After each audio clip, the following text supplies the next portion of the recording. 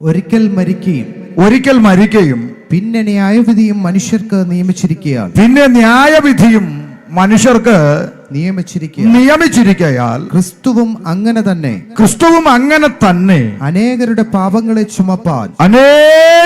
പാപങ്ങളെ ചുമപ്പാൻ ഒരിക്കൽ അർപ്പിക്കപ്പെട്ടു. തനിക്കായി കാത്തു നിൽക്കുന്നവരുടെ രക്ഷയ്ക്കായി അവൻ പാപം കൂടാതെ യേശുക്രിസ്തു പാപം കൂടാതെ രണ്ടാമതും പ്രത്യക്ഷനാകും. ഞാൻ 2002 ഈ രക്ഷയുടെ അനുഭവത്തിലേക്ക് വരുന്നത്. ആ കാലങ്ങളിൽ ഇങ്ങനെ ആരാധനയ്ക്കും കൺവെൻഷനും ഒക്കെ പാഞ്ഞു പോകുന്ന ഒരു ശീലമുണ്ട്, ദൈവവചനം കേൾക്കാനുള്ള ആവേശത്തോടെ. അപ്പോ ആ കാലത്ത് നമ്മുടെ ദൈവദാസന്മാര്, പിതാക്കന്മാര് നമ്മുടെ കർത്താവിന്റെ കാഹളം ധ്വനിക്കാൻ സമയമായി എന്നങ്ങാനും പറഞ്ഞു കഴിഞ്ഞാൽ പിന്നെ ഒരു 10 മിനിറ്റ് പ്രസംഗിക്കാൻ ഒക്കുകയില്ല. നിങ്ങൾക്ക് മനസ്സിലായോ? ആ ഒറ്റ വാക്കിൽ ദൈവജനം ആത്മാവിലാകും, പിന്നെ അന്തരീക്ഷം മാറും. എന്ന് പറഞ്ഞാൽ രക്ഷിക്കപ്പെട്ടൊരു ദൈവ പൈതലിന് ഏറ്റവും പ്രത്യാശയ്ക്ക് വകയുള്ളൊരു സന്ദേശം നമ്മുടെ കർത്താവിൻ്റെ മടങ്ങി വരവാണ്. പക്ഷെ എന്തോ വേദനയോടെ പറയാം, ഇന്നിപ്പോൾ കർത്താവ് വരുമെന്നൊന്നും പറഞ്ഞാൽ ഇനിയിപ്പോൾ എങ്ങാനും വന്നാലോ എന്നുള്ള പേടിയാണ് പലർക്കും. അപ്പം ആ ഒരു അവസ്ഥയിലേക്ക് കാലഘട്ടം മാറി നിൽക്കുമ്പോൾ ഓർക്കണം, താമസം വിനാ നമ്മുടെ കർത്താവ് വേഗത്തിൽ വെളിപ്പെടും. എന്തിനാ കർത്താവ് വരുന്നത്? തിരുവെഴുത്തിൽ വായിച്ചു, തനിക്കായി കാത്തു നിൽക്കുന്നവരുടെ രക്ഷയ്ക്കായി. പലരുടെയും ചിന്ത ക്രിസ്ത്യാനികളെല്ലാം കൂടെ വാരിക്കെട്ടിക്കൊണ്ട് പോകാനാണ് യേശു ക്രിസ്തു വരുന്നതെന്നാ. ചുമ്മാതാ. ഇനി വേറെ ചിലരുടെ ചിന്ത പെന്തക്കോസ് പള്ളിയിൽ പോകുന്നവരെ എല്ലാവരെയും കൂടെ കൊണ്ടുപോകാനാണ് യേശു വരുന്നത്, അതും ചുമ്മാതാ. പിന്നെ ആരെ കൊണ്ടുപോകാനാ കർത്താവ് വരുന്നതെന്ന് തിരുവെഴുത്ത് പഠിക്കുമ്പോൾ തനിക്കായി കാത്തു നിൽക്കുന്ന ഒരു കൂട്ടമുണ്ട്, ഒരു ന്യൂനപക്ഷം, ഒരു ശേഷിപ്പ്. അതേതു വിധത്തിലാണെന്ന് നമുക്ക് തിരുവചനത്തിലൂടെ കടന്നുപോയി ധ്യാനിക്കാം. ചില വാക്കുകളിൽ ഒന്ന് പരിചയപ്പെടുത്തേണ്ടത് ആവശ്യം. എന്നെ ഇവിടെ ഓർപ്പിച്ചതുപോലെ എൻ്റെ പേര് ഷമീർ എന്നാണ്. സ്വദേശം കൊല്ലം ജില്ലയായതുകൊണ്ട് പേരിൻ്റെ അറ്റത്ത് കൊല്ലമെന്ന് വന്നു. ഒരു പാരമ്പര്യ ഇസ്ലാമിക കുടുംബത്തിൽ ഞാൻ ജനിച്ചു വളർത്തപ്പെട്ടു. എൻ്റെ വീട്ടിൽ ബാപ്പയും ഉമ്മയും 2 പെങ്ങന്മാരും, അമ്മയുടെ ചേച്ചി, ഞങ്ങൾ വല്യമ്മ എന്ന് വിളിക്കും, നിങ്ങൾ വല്യമ്മച്ചി എന്ന് പറയുന്ന പോലെ. അങ്ങനെ ഒരു കുടുംബമാണ് എൻ്റെ കുടുംബം.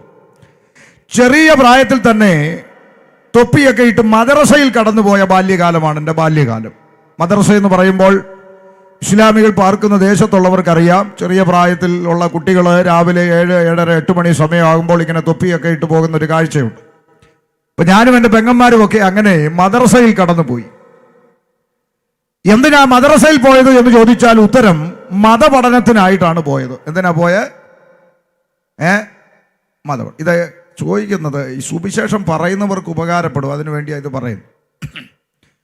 മതപഠനത്തിനായിട്ട് പോയി എന്ന് പറഞ്ഞാൽ ജനിപ്പിച്ച അപ്പനേക്കാളും പ്രസവിച്ച അമ്മയേക്കാളും 1-ാം സ്ഥാനം എന്തിനു കൊടുക്കണമെന്നാ പഠിപ്പിച്ചേ?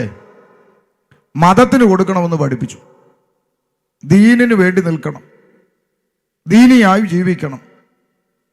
പ്രസവിച്ച അമ്മയും ജനിപ്പിച്ച അപ്പനും മതത്തിനെതിരായി നിന്നാൽ നമ്മൾ ആരുടെ കൂടെ നിൽക്കണമെന്ന് പറഞ്ഞു?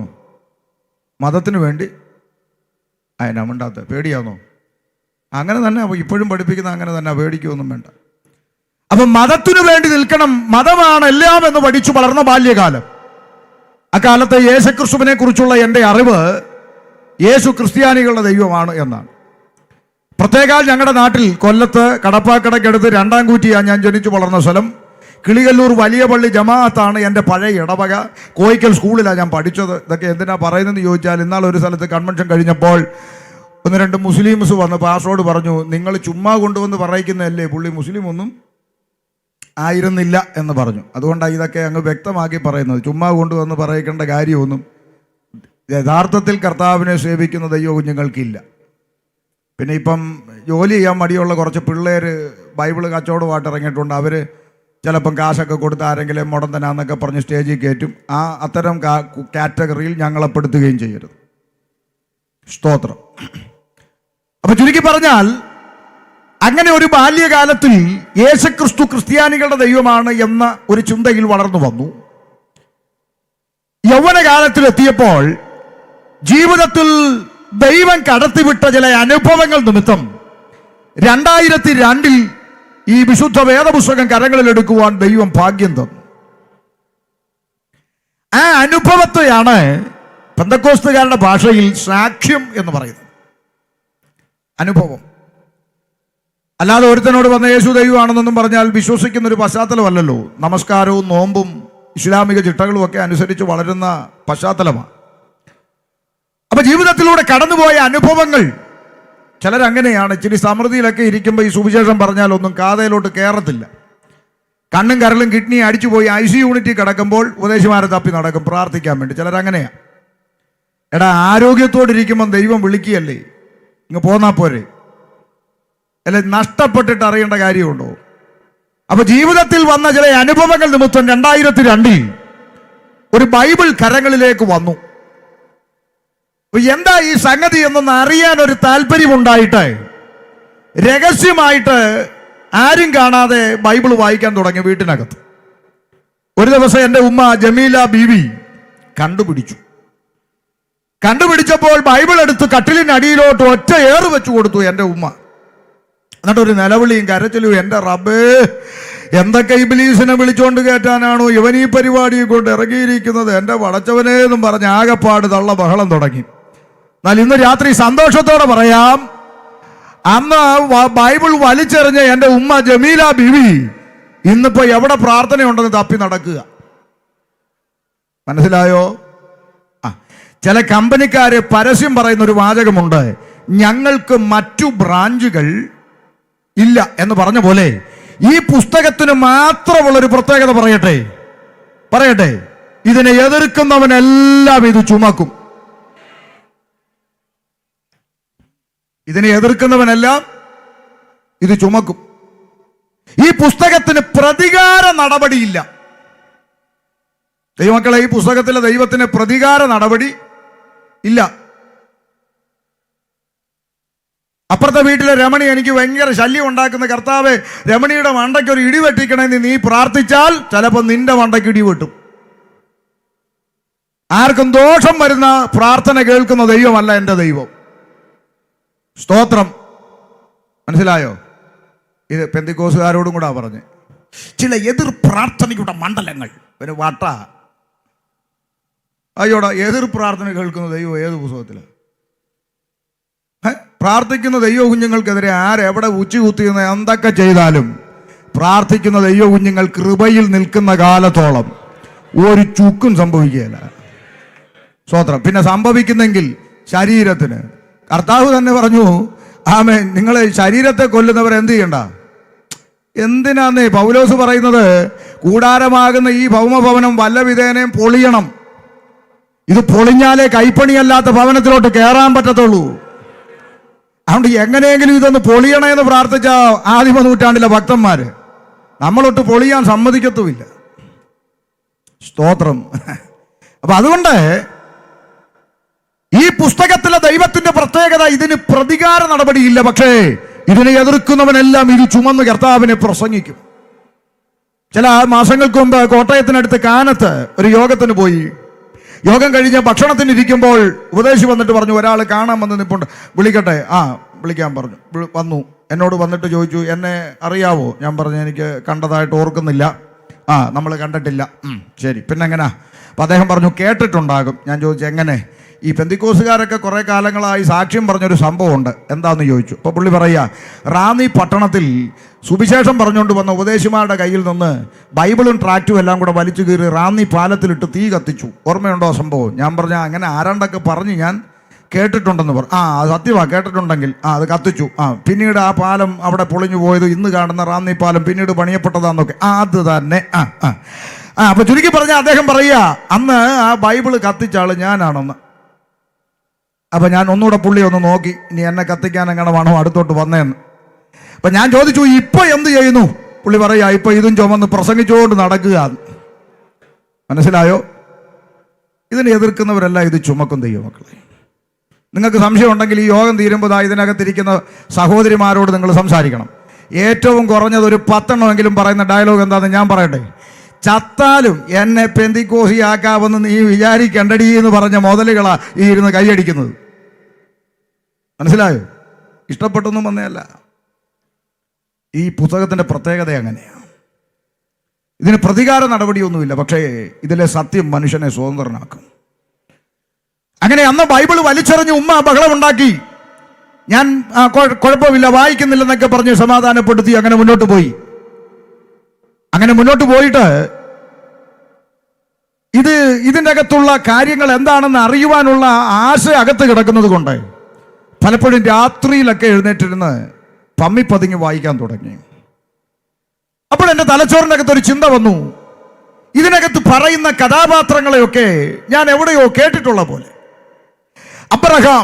അബ്രഹാമിന് ഭാര്യയുണ്ട് സാറ, മക്കളില്ല, ദാസിപ്പെണ്ണിനെ വിവാഹം കഴിക്കേണ്ടി വന്നു, അതിലൊരു കുഞ്ഞുണ്ടായി. അപ്പോഴുണ്ടാതെ ആദ്യ ഭാര്യയിൽ കുഞ്ഞ് ജനിക്കുന്നു, ഇതിനെ കൊണ്ട് കളയാൻ പറയുന്നു, മരുഭൂമിയിൽ കൊണ്ട് ഉപേക്ഷിക്കുന്നു, അവിടെ വറ്റാത്ത ഒരു ഉറവ തുറക്കപ്പെടുന്നു. അപ്പോഴെൻ്റെ തലച്ചോറിൻ്റെ അകത്ത് ചിന്ത വന്നു, ഇതൊക്കെ ഞാൻ എവിടെയോ കേട്ടിട്ടുണ്ട്. അപ്പം എനിക്ക് മനസ്സിലായി, മദ്രസയിൽ പഠിക്കാൻ പോയപ്പോൾ ഖുർആൻ അകത്ത് നിന്ന് അബ്രഹാമിനെ ഇബ്രാഹിം എന്ന പേരിൽ ഞാൻ പഠിച്ചിട്ടുണ്ട്, യാക്കോബിനെ യാക്കൂബ് എന്ന പേരിൽ ഞാൻ പഠിച്ചിട്ടുണ്ട്, നോഹയെ നൂഹ് എന്ന പേരിൽ ഞാൻ പഠിച്ചിട്ടുണ്ട്, ദാവീദിനെ ദാവൂദ് എന്ന പേരിൽ ഞാൻ പഠിച്ചിട്ടുണ്ട്, ശലോമോനെ സുലൈമാൻ എന്ന പേരിൽ പഠിച്ചിട്ടുണ്ട്, യോഹന്നാനെ യഹിയ എന്ന പേരിൽ പഠിച്ചിട്ടുണ്ട്. അപ്പൊ എൻ്റെ തലച്ചോറിനകത്ത് ചിന്ത വന്നു, ഇത് രണ്ടും തമ്മിൽ എന്തെങ്കിലും കണക്ഷൻ ഉണ്ടോ എന്നൊരു സംശയം. അപ്പൊ അന്ന് പെന്തിക്കോസുകാരോ പാസ്റ്റർമാരൊന്നും ഞങ്ങളുടെ നാട്ടിലില്ലല്ലോ. അതുകൊണ്ട് അറിയാവുന്ന കത്തോലിക്കരായ ക്രിസ്ത്യാനികൾ പരിസരത്തുണ്ട്. അവരോട് ചെന്നിട്ട് ചോദിച്ചു, അച്ചായ ഇത് നിങ്ങളുടെ ബൈബിളിലും ഞങ്ങളുടെ ഖുർആനിലും ഒക്കെ ഇങ്ങനെ എഴുതിയിരിക്കുന്നതെല്ലാം ഒരേപോലൊക്കെ തന്നെയാണോ എന്ന് ചോദിച്ചപ്പോൾ അച്ചായൻ്റെ ഒരു ഡയലോഗ്, ഷമീറെ, അത് നിങ്ങൾ അള്ളാഹു എന്ന് വിളിക്കുന്നു, ഞങ്ങൾ യഹോവ എന്ന് വിളിക്കുന്നു. നിങ്ങൾ ഈസാ നബി എന്ന് പറയുന്നു, ഞങ്ങൾ യേശു ക്രിസ്തു എന്ന് പറയുന്നു. ഇതെല്ലാം മിണ്ടുന്നില്ല, ഇതെല്ലാം ഒന്നാണെന്ന് അച്ചായൻ പറഞ്ഞു. കാലം മുന്നോട്ട് പോയി തിരുവഴുത്ത് പഠിച്ചപ്പോൾ എനിക്ക് മനസ്സിലായി, ഇത് രണ്ടും ഒന്ന് അല്ല. ഒന്നാക്കാൻ ആരും ശ്രമിക്കുകയും ചെയ്യരുത്. ഖുർആൻ പറയുന്ന അള്ളാഹുവും ബൈബിൾ പറയുന്ന യഹോവയും തമ്മിൽ ഒരു ബന്ധവും ഇല്ല. ഖുർആൻ പഠിപ്പിക്കുന്ന ഈസാ നബിയും ബൈബിൾ പഠിപ്പിക്കുന്ന യേശു ക്രിസ്തുവും തമ്മിൽ ഒരു ബന്ധവും ഇല്ല. ഉപദേശിമാരും ബന്ധം ഉണ്ടാക്കാൻ ശ്രമിക്കുകയും ചെയ്യരുത്. സ്തോത്രം. അപ്പൊ അന്ന് ഇത് അറിയത്തില്ല. അതുകൊണ്ട് ഞാൻ നേരെ തിരുവനന്തപുരത്ത് പോയി ഭീമാപ്പള്ളിയിൽ. എന്തിനാ? 350 രൂപ കൊടുത്ത് അംഗീകരിക്കപ്പെട്ട മലയാള ഖുർആന്റെ പരിഭാഷ വാങ്ങി വീട്ടിൽ കൊണ്ടുവന്ന് ഇത് രണ്ടും തമ്മിൽ ചേർത്ത് ഒന്ന് പഠിക്കാൻ തുടങ്ങി. ഇന്ന് രാത്രി സന്തോഷത്തോടെ പറയാം, ആ പഠനമാണ് എന്നെ വിശുദ്ധ വേദപുസ്തകത്തിലേക്ക് എത്തിച്ചത്. ഇന്ന് ഞാൻ ആവേശത്തോടെ ഈ പുസ്തകവും പിടിച്ച് തെരുക്കോണുകളിൽ പ്രസംഗിക്കുമ്പോൾ, എൻ്റെ പേര് പരിചയപ്പെടുത്തുമ്പോൾ ആളുകൾ പലരും സംസാരിക്കാൻ അടുത്തു വരാറുണ്ട്. കഴിഞ്ഞ 2-3 മാസങ്ങൾക്ക് മുമ്പ് ഞാൻ മലപ്പുറം ജില്ലയിൽ മേലാറ്റൂർ എന്ന് പറഞ്ഞ പട്ടണത്തിൽ പരസ്യയോഗം പ്രസംഗിക്കാൻ പോയി. പാട്ടുകാരൻ പോൾസൺ കണ്ണൂർ പാട്ടൊക്കെ പാടി ഞാൻ അവിടെ ഓരോ കവലയിലും വചനം പ്രസംഗിക്കുമ്പോൾ, മലപ്പുറം പട്ടണം മേലാറ്റൂർ പട്ടണം എന്ന് പറയുമ്പോൾ ഇസ്ലാമിക സൗരങ്ങളാണ് മെജോറിറ്റി തിങ്ങിപ്പാർക്കുന്നത്. അപ്പോൾ അവരൊക്കെ ഇങ്ങനെ പ്രസംഗം കേട്ടോണ്ട് നിന്നു. പ്രസംഗത്തിൻ്റെ ഒടുവിൽ ഞാൻ എന്നെ പരിചയപ്പെടുത്തുന്ന ഒരു രംഗമുണ്ട്. അതുവരെ രസിച്ച് കേട്ടോണ്ട് നിന്നവർ പേര് പറഞ്ഞപ്പോൾ കണ്ണു തള്ളി. യോഗം കഴിഞ്ഞപ്പോൾ പയ്യെ ഓരോന്നടുത്ത് വന്നു. ഒരാൾ വന്നിട്ട് ആദ്യം ചോദിച്ചത്, എന്നാലും എൻ്റെ ഷമീർ നല്ലൊരു മതം വിട്ടു നീ എന്തിനാടാ ക്രിസ്ത്യാനിയാകാൻ? ഉണ്ടെന്നില്ല. എന്തുവാ ചോദിച്ചത്? നീ എന്തിനാ ക്രിസ്ത്യാനിയായെന്ന് മുസൽമാൻ എന്നോട് ചോദിക്കുക, നീ എന്തിനാ അച്ഛാ ക്രിസ്ത്യാനിയായ എന്തിനാന്ന് ഞാൻ പറഞ്ഞു. നിങ്ങൾക്ക് പിടികിട്ടിയില്ല. അവൻ വിശ്വസിക്കുന്നു ഞാനിപ്പോൾ ആരാ ക്രിസ്ത്യാനിയാണെന്ന്. നമ്മളീ പലരും സമ്മതിക്കുന്നില്ല. എനിക്ക് മനസ്സിലാകുന്നില്ല ഇപ്പോഴും സംഗതി എന്താന്ന്. Praise the Lord. ചിലർക്ക് കത്തിയില്ല. മതി അത്രയും മതി. ഇത് സുവിശേഷ യോഗം, അതുകൊണ്ട് ഇപ്പം കത്തിക്കാൻ നിൽക്കുന്നില്ല. അപ്പം ചുരുക്കി പറഞ്ഞാൽ അടുത്ത ചില ആളുകൾ വന്നിട്ട് ചോദിച്ചു, എടോ ഇത്ര ആവേശത്തോടെ പ്രസംഗിക്കാൻ താങ്കൾ ചുമന്നുകൊണ്ട് നടന്ന ഖുർആനേക്കാൾ എന്ത് പ്രത്യേകതയാണ് താങ്കൾ ബൈബിളിൽ കണ്ടത് എന്ന് ചോദിക്കുമ്പോൾ, ഇന്ന് രാത്രി എൻ്റെ കേൾവിക്കാരോട് അഭിമാനത്തോടെ പറയാം, ഈ സുവിശേഷ യോഗം ഒരു മുഴുരാത്രി പ്രാർത്ഥനയാക്കി മാറ്റിയാൽ, ഇന്ന് രാത്രി വെളുക്കം വരെ തീരാൽ പറഞ്ഞാത്ത പ്രത്യേകതകളുള്ള പുസ്തകമാണ് വിശുദ്ധ ബൈബിൾ. എന്നാൽ നേരം അതല്ലാത്തത് കൊണ്ട് ആവേശത്തോടെ അവിടെ പറഞ്ഞൊരു വാചകം ഇവിടെയും ആവർത്തിക്കാം. ഈ പുസ്തകം ചേർത്ത് പിടിക്കാനും ആവേശത്തോടെ ഇത് പ്രസംഗിക്കാനും എന്നെ ഏറ്റവും കൂടുതൽ ആകർഷിച്ചൊരു ഘടകമെന്ന് പറയുന്നത്, ഈ പുസ്തകം തുടക്കം മുതൽ ഒടുക്കം വരെ പലതവണ ഞാൻ ആവർത്തിച്ചു വായിച്ചു. ഒന്നുകൂടെ പറയാം, ഈ പുസ്തകം തുടക്കം മുതൽ ഒടുക്കം വരെ പലതവണ ഞാൻ ആവർത്തിച്ചു വായിച്ചിട്ടും ഈ പുസ്തകത്തിൻ്റെ അകത്ത് ഒരൊറ്റ പേപ്പറിൻ്റെ അകത്ത് പോലും ഒരൊറ്റ വരി കൊണ്ട് പോലും മതം പഠിപ്പിക്കാത്ത പുസ്തകമാണ് വിശുദ്ധ ബൈബിൾ. ചലഞ്ച് ചെയ്ത് പറയാം, ഇതിൻ്റെ അകത്ത് മതമില്ല. ഒരൊറ്റ വരി കൊണ്ട് പോലും കർത്താവായ യേശുക്രിസ്തു മതം പഠിപ്പിച്ചിട്ടില്ല. ഉണ്ടോ ദൈവമക്കളെ? ഇതിൻ്റെ അകത്ത് മതമില്ല. മതമില്ലാത്ത പുസ്തകമാണ് വിശുദ്ധ ബൈബിൾ. ചെറിയ പ്രായത്തിലെ തലച്ചോറിൻ്റെ അകത്ത് കയറിയ പഠനം എന്തായിരുന്നു? മതം. പക്ഷേ ബൈബിൾ വായിച്ചപ്പോൾ മനസ്സിലായി, മതമല്ല വിഷയം. മതമെന്ന് പറയുന്ന ഒരു സംഗതി സ്വർഗത്തിലെ ദൈവം പഠിപ്പിച്ചിട്ടില്ല. എന്നിട്ടും നാട്ടുകാർ നമ്മളെ വിളിക്കുന്നത് എന്താ? പറഞ്ഞേ. എന്നിട്ടും നാട്ടുകാർ നമ്മളെ വിളിക്കുന്നത് മതം മാറ്റുന്നു എന്നാണ്. നിങ്ങൾ കേൾക്കത്തില്ല? ഇന്നാളൊരു പട്ടാമ്പിക്കാരി ചേച്ചി പറഞ്ഞു, ഫേസ്ബുക്കിലും യൂട്യൂബിലൊക്കെ പട്ടാമ്പിക്കാരി ചേച്ചി വന്നിട്ട് പറഞ്ഞു കണ്ടില്ലേ, പെന്തിക്കോസ് ഉപദേശിമാരെ വീട്ടിൽ കയറ്റല്ല, അവർ 500 രൂപയും കഞ്ഞിയും പയറും കൊടുത്ത് ഞങ്ങളുടെ ആളുകളെയൊക്കെ മതം മാറ്റുന്നു എന്ന് ചേച്ചി പറഞ്ഞു. എന്നാൽ പിന്നെ ചേച്ചിക്ക് ഒരു 1000 രൂപയും ചിക്കൻ ഫ്രൈയും കൊടുത്ത് അങ്ങ് തിരിച്ചു കൊണ്ടുപോയാൽ പോരെയെന്ന് ഞാനും ചോദിച്ചു. 500 രൂപയ്ക്കും കഞ്ഞിക്കും പയറിനും വേണ്ടി ആരെങ്കിലും ഇങ്ങോട്ട് വന്നെങ്കിൽ 1000 രൂപയും കോഴിക്കാലും കൊടുത്ത് നിങ്ങൾ തിരിച്ചു കൊണ്ടുപോകുന്നേ. ഞാൻ എവിടെയും പ്രസംഗിക്കുന്ന കാര്യമാണ്, ഈ പന്തലിൻ്റെ അകത്തുനിന്ന് ഒരു 50 പേരെ കോഴിക്കാല് കാണിച്ച് കൊണ്ടുപോകാൻ നിങ്ങൾക്ക് തൻ്റെ ഇടം ഉണ്ടെങ്കിൽ കൊണ്ടുപോ. അതിൻ്റെ പേരിൽ നാളെ ഞങ്ങളാരും ഇവിടെ ഹർത്താൽ പ്രഖ്യാപിക്കത്തില്ല. അതിൻ്റെ പേരിൽ ഞങ്ങളാരും ഇവിടെ ട്രാൻസ്പോർട്ടിന് കല്ലെറിയത്തില്ല. അതിൻ്റെ പേരിൽ ഞങ്ങളാരും മുണ്ടും മടക്കി കുത്തി തെറി വിളിക്കാൻ ഇറങ്ങത്തില്ല. അതിൻ്റെ പേരിൽ ഞങ്ങളാരും കൊടി പിടിച്ച് മുദ്രാവാക്യം വിളിക്കത്തില്ല. ഒടുവിൽ പറഞ്ഞ വാചകത്തിൽ ഒരല്പം ക്ഷമ ഞാൻ ചോദിക്കും. കാരണം പണ്ട് അപ്പച്ചന്മാർ പറഞ്ഞു ഞങ്ങളാരും കൊടി പിടിക്കാൻ പോകത്തില്ലെന്ന്. പക്ഷേ ഇപ്പം നമ്മുടെ ഇടയിൽ നിന്ന് കുറച്ച് ക്ഷുദ്രജീവികൾ സെക്രട്ടേറിയറ്റിൻ്റെ മുമ്പിൽ ചെന്ന് കാൽവരി മലയിൽ ചിന്തിയ രക്തം കെടാതെ ഇവനൊക്കെ ഭ്രാന്ത് പിടിച്ച് നടക്കുകയാണ്. എടാ, വേദപുസ്തകം എന്താ, സഭ എന്താണെന്നറിയാത്ത പൊട്ടന്മാർ. വേദപുസ്തകത്തിൽ അപ്പോസ്തലനായ പൗലോസ്ലീഹ പ്രവൃത്തി പുസ്തകം 20:28 എടുക്കാൻ ഇഷ്ടം പോലെ ഉണ്ട്, പറയാം. പ്രവൃത്തി പുസ്തകം 20:28 പൗലോസ്ലീഹ പറയുകയാണ്, കർത്താവ് താൻ സ്വന്തം രക്തത്താൽ സമ്പാദിച്ച ദൈവസഭയാകുന്ന ആട്ടിൻകൂട്ടത്തെ മേയ്പ്പാൻ അധ്യക്ഷരാക്കി വെച്ചത് നിങ്ങൾ സൂക്ഷിച്ചു കൊള്ളണം. ഈ ദൈവസഭ എന്ന് പറഞ്ഞാൽ രക്തം കൊടുത്ത് വിലയ്ക്ക് വാങ്ങിയതാ. മനസ്സിലായോ? ഇത് രക്തം കൊടുത്ത് വീണ്ടെടുത്തതാ ദൈവസഭ. ഞാൻ എൻ്റെ സഭയെ പണിയും, പാതാള ഗോപുരങ്ങൾ അതിന് ജയിക്കത്തില്ലെന്ന് പറഞ്ഞ ഒരു ഉടയവൻ ഇതിനുണ്ട്. ആ ദൈവത്തിനറിയാം സഭയെ സംരക്ഷിക്കാൻ. അതിന് മൂക്കി ശ്വാസമുള്ള പേട്ട് മനുഷ്യൻ്റെ സഹായം തൽക്കാലം എൻ്റെ ദൈവത്തിന് ആവശ്യമില്ല. മനസ്സിലാകുന്നുണ്ടോ? പത്രോസ് തടവിലായെന്ന് സഭ അറിഞ്ഞു. സഭ എന്ത് ചെയ്തു? കൊടിയും പിടിച്ച് രാജാവിൻ്റെ കൊട്ടാരത്തിലോട്ട് മാർച്ച് നടത്തിയെന്നാണോ? ആണോ? പിന്നെന്തുവാ? സഭ ശ്രദ്ധയോടെ പ്രാർത്ഥിച്ചു. കാരണം അന്നത്തെ സഭയ്ക്കൊരു വെളിപ്പാടുണ്ട്. പ്രാർത്ഥിച്ചാൽ അത് കേൾക്കാൻ കഴിവുള്ള, പ്രവർത്തിക്കാൻ കഴിവുള്ള ഒരു ദൈവത്തെയാണ് ഞങ്ങൾ ആരാധിക്കുന്നത്. അത് കാരാഗ്രഹമാണെങ്കിൽ കാരാഗ്രഹം, അത് ദൂതനെ അയക്കണമെങ്കിൽ ദൂതനെ അയക്കാൻ, അത് ചങ്ങല പൊട്ടിക്കണേ ചങ്ങല പൊട്ടിക്കാൻ, അതിന് നല്ല കഴിവുള്ള ഒരു ദൈവത്തെയാണ് ഞങ്ങൾ ആരാധിക്കുന്നത്. ആ ബോധ്യം അന്നത്തെ ദൈവസഭയ്ക്കുണ്ടായിരുന്നു. ഇന്ന് ആ വെളിപ്പാട് നഷ്ടപ്പെട്ടവന്മാരാ ഈ കൊടി പിടിച്ച് നടക്കുന്നത്.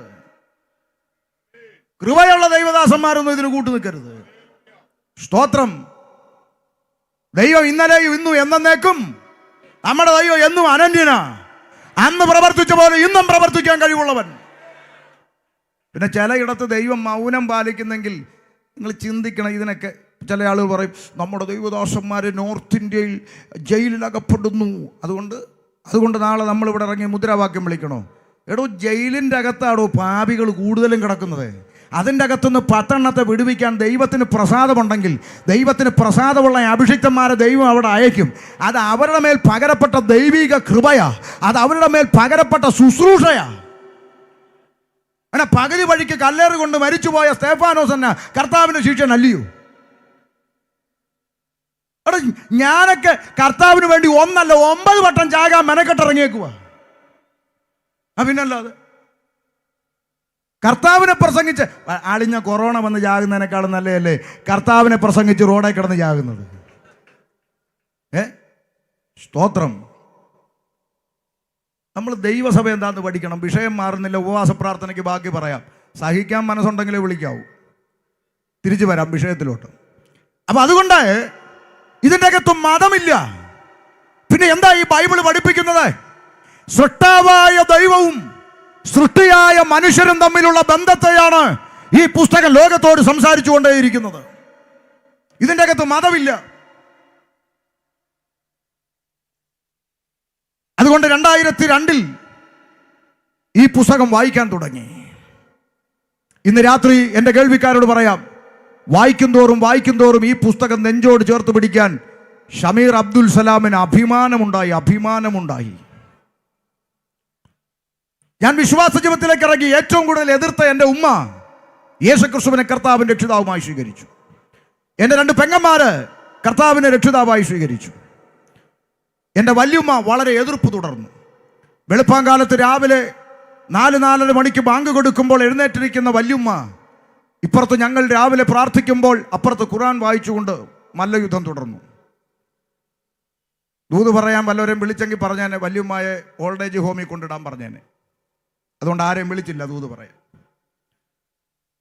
രക്ഷിക്കപ്പെട്ട ദൈവ കുഞ്ഞുങ്ങളുടെ കൂടെ രക്ഷിക്കപ്പെടാത്തവർ താമസിച്ചാൽ ബന്ധനം. ഇവനൊക്കെ ചുമ്മാ എത്ര രക്തബന്ധങ്ങളെ തകർത്തെന്നറിയാമോ? ഒന്നും ചെയ്യരുത് കേട്ടോ, അങ്ങനെയൊന്നും ചെയ്യരുത്. രക്ഷിക്കപ്പെടാത്തവർ നിങ്ങളെ വീട്ടിൽ അപ്പനും അമ്മയാ സഹോദരങ്ങളാ, അവർ നിങ്ങളെ വീട്ടിൽ താമസിച്ചുകൊണ്ട് ഒരു ചുക്കും സംഭവിക്കുകയല്ല. അങ്ങനെയൊന്നും ചെയ്യരുത് കേട്ടോ. അവർ വിശ്വാസത്തിലല്ല. അതിനിപ്പോൾ തന്നെ അവർ ഞങ്ങൾക്കെതിരെ എന്തെല്ലാം ചെയ്യട്ടെന്ന് അവരാവുന്ന പണി 58 ചെയ്തച്ച് പ്രാർത്ഥിക്കുന്ന നിനക്കൊന്നും ഭവിക്കുന്നില്ലെന്ന് കാണുമ്പോഴാ നീ സേവിക്കുന്ന ദൈവം തന്നെ ജീവനുള്ള ദൈവം എന്ന് പറഞ്ഞുകൊണ്ട് നീ ആരാധിക്കുന്ന ദൈവത്തിങ്കലേക്ക് അവർ കടന്നു വരും. അതാ ദൈവപ്രവൃത്തി. സ്തോത്രം.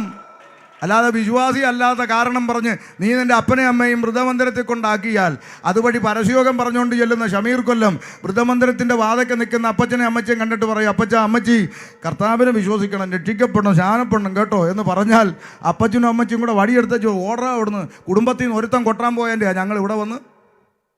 അങ്ങനല്ലേ പറയൂ, ശരിയാണോ? പിന്നെ അവരെ നേടാൻ പറ്റുമോ? അതുകൊണ്ട് ഇമ്മാതിരിയുള്ള കാര്യങ്ങളൊന്നും ചെയ്യരുത്. അങ്ങോട്ടും ഇങ്ങോട്ടും മുഷ്ടിയുദ്ധം നടത്തിക്കൊണ്ടിരുന്നു വല്യുമ്മ. എന്നാൽ വർഷം കുറേ മുന്നോട്ട് പോയപ്പോൾ ഒരു ദിവസം എൻ്റെ വല്യുമ്മ ഐഷ ബീവി എൻ്റെ അടുത്ത് വന്ന് ചോദിക്കുക, എടാ നിങ്ങൾ മാത്രം സ്വർഗത്തിൽ പോയാൽ മതിയോ, എനിക്ക് പോകണ്ടേ എന്ന്. ഞാൻ ചോദിച്ചു, മോസ്റ്റ് വെൽക്കം, എന്നാൽ എനിക്ക് സ്നാനപ്പെടണമെന്ന്. മനസ്സിലായോ? അങ്ങനെ ജീവൻ്റെ പുസ്തകത്തിൽ പേരെഴുതപ്പെട്ടിട്ട് നിത്യത പ്രാപിച്ചു.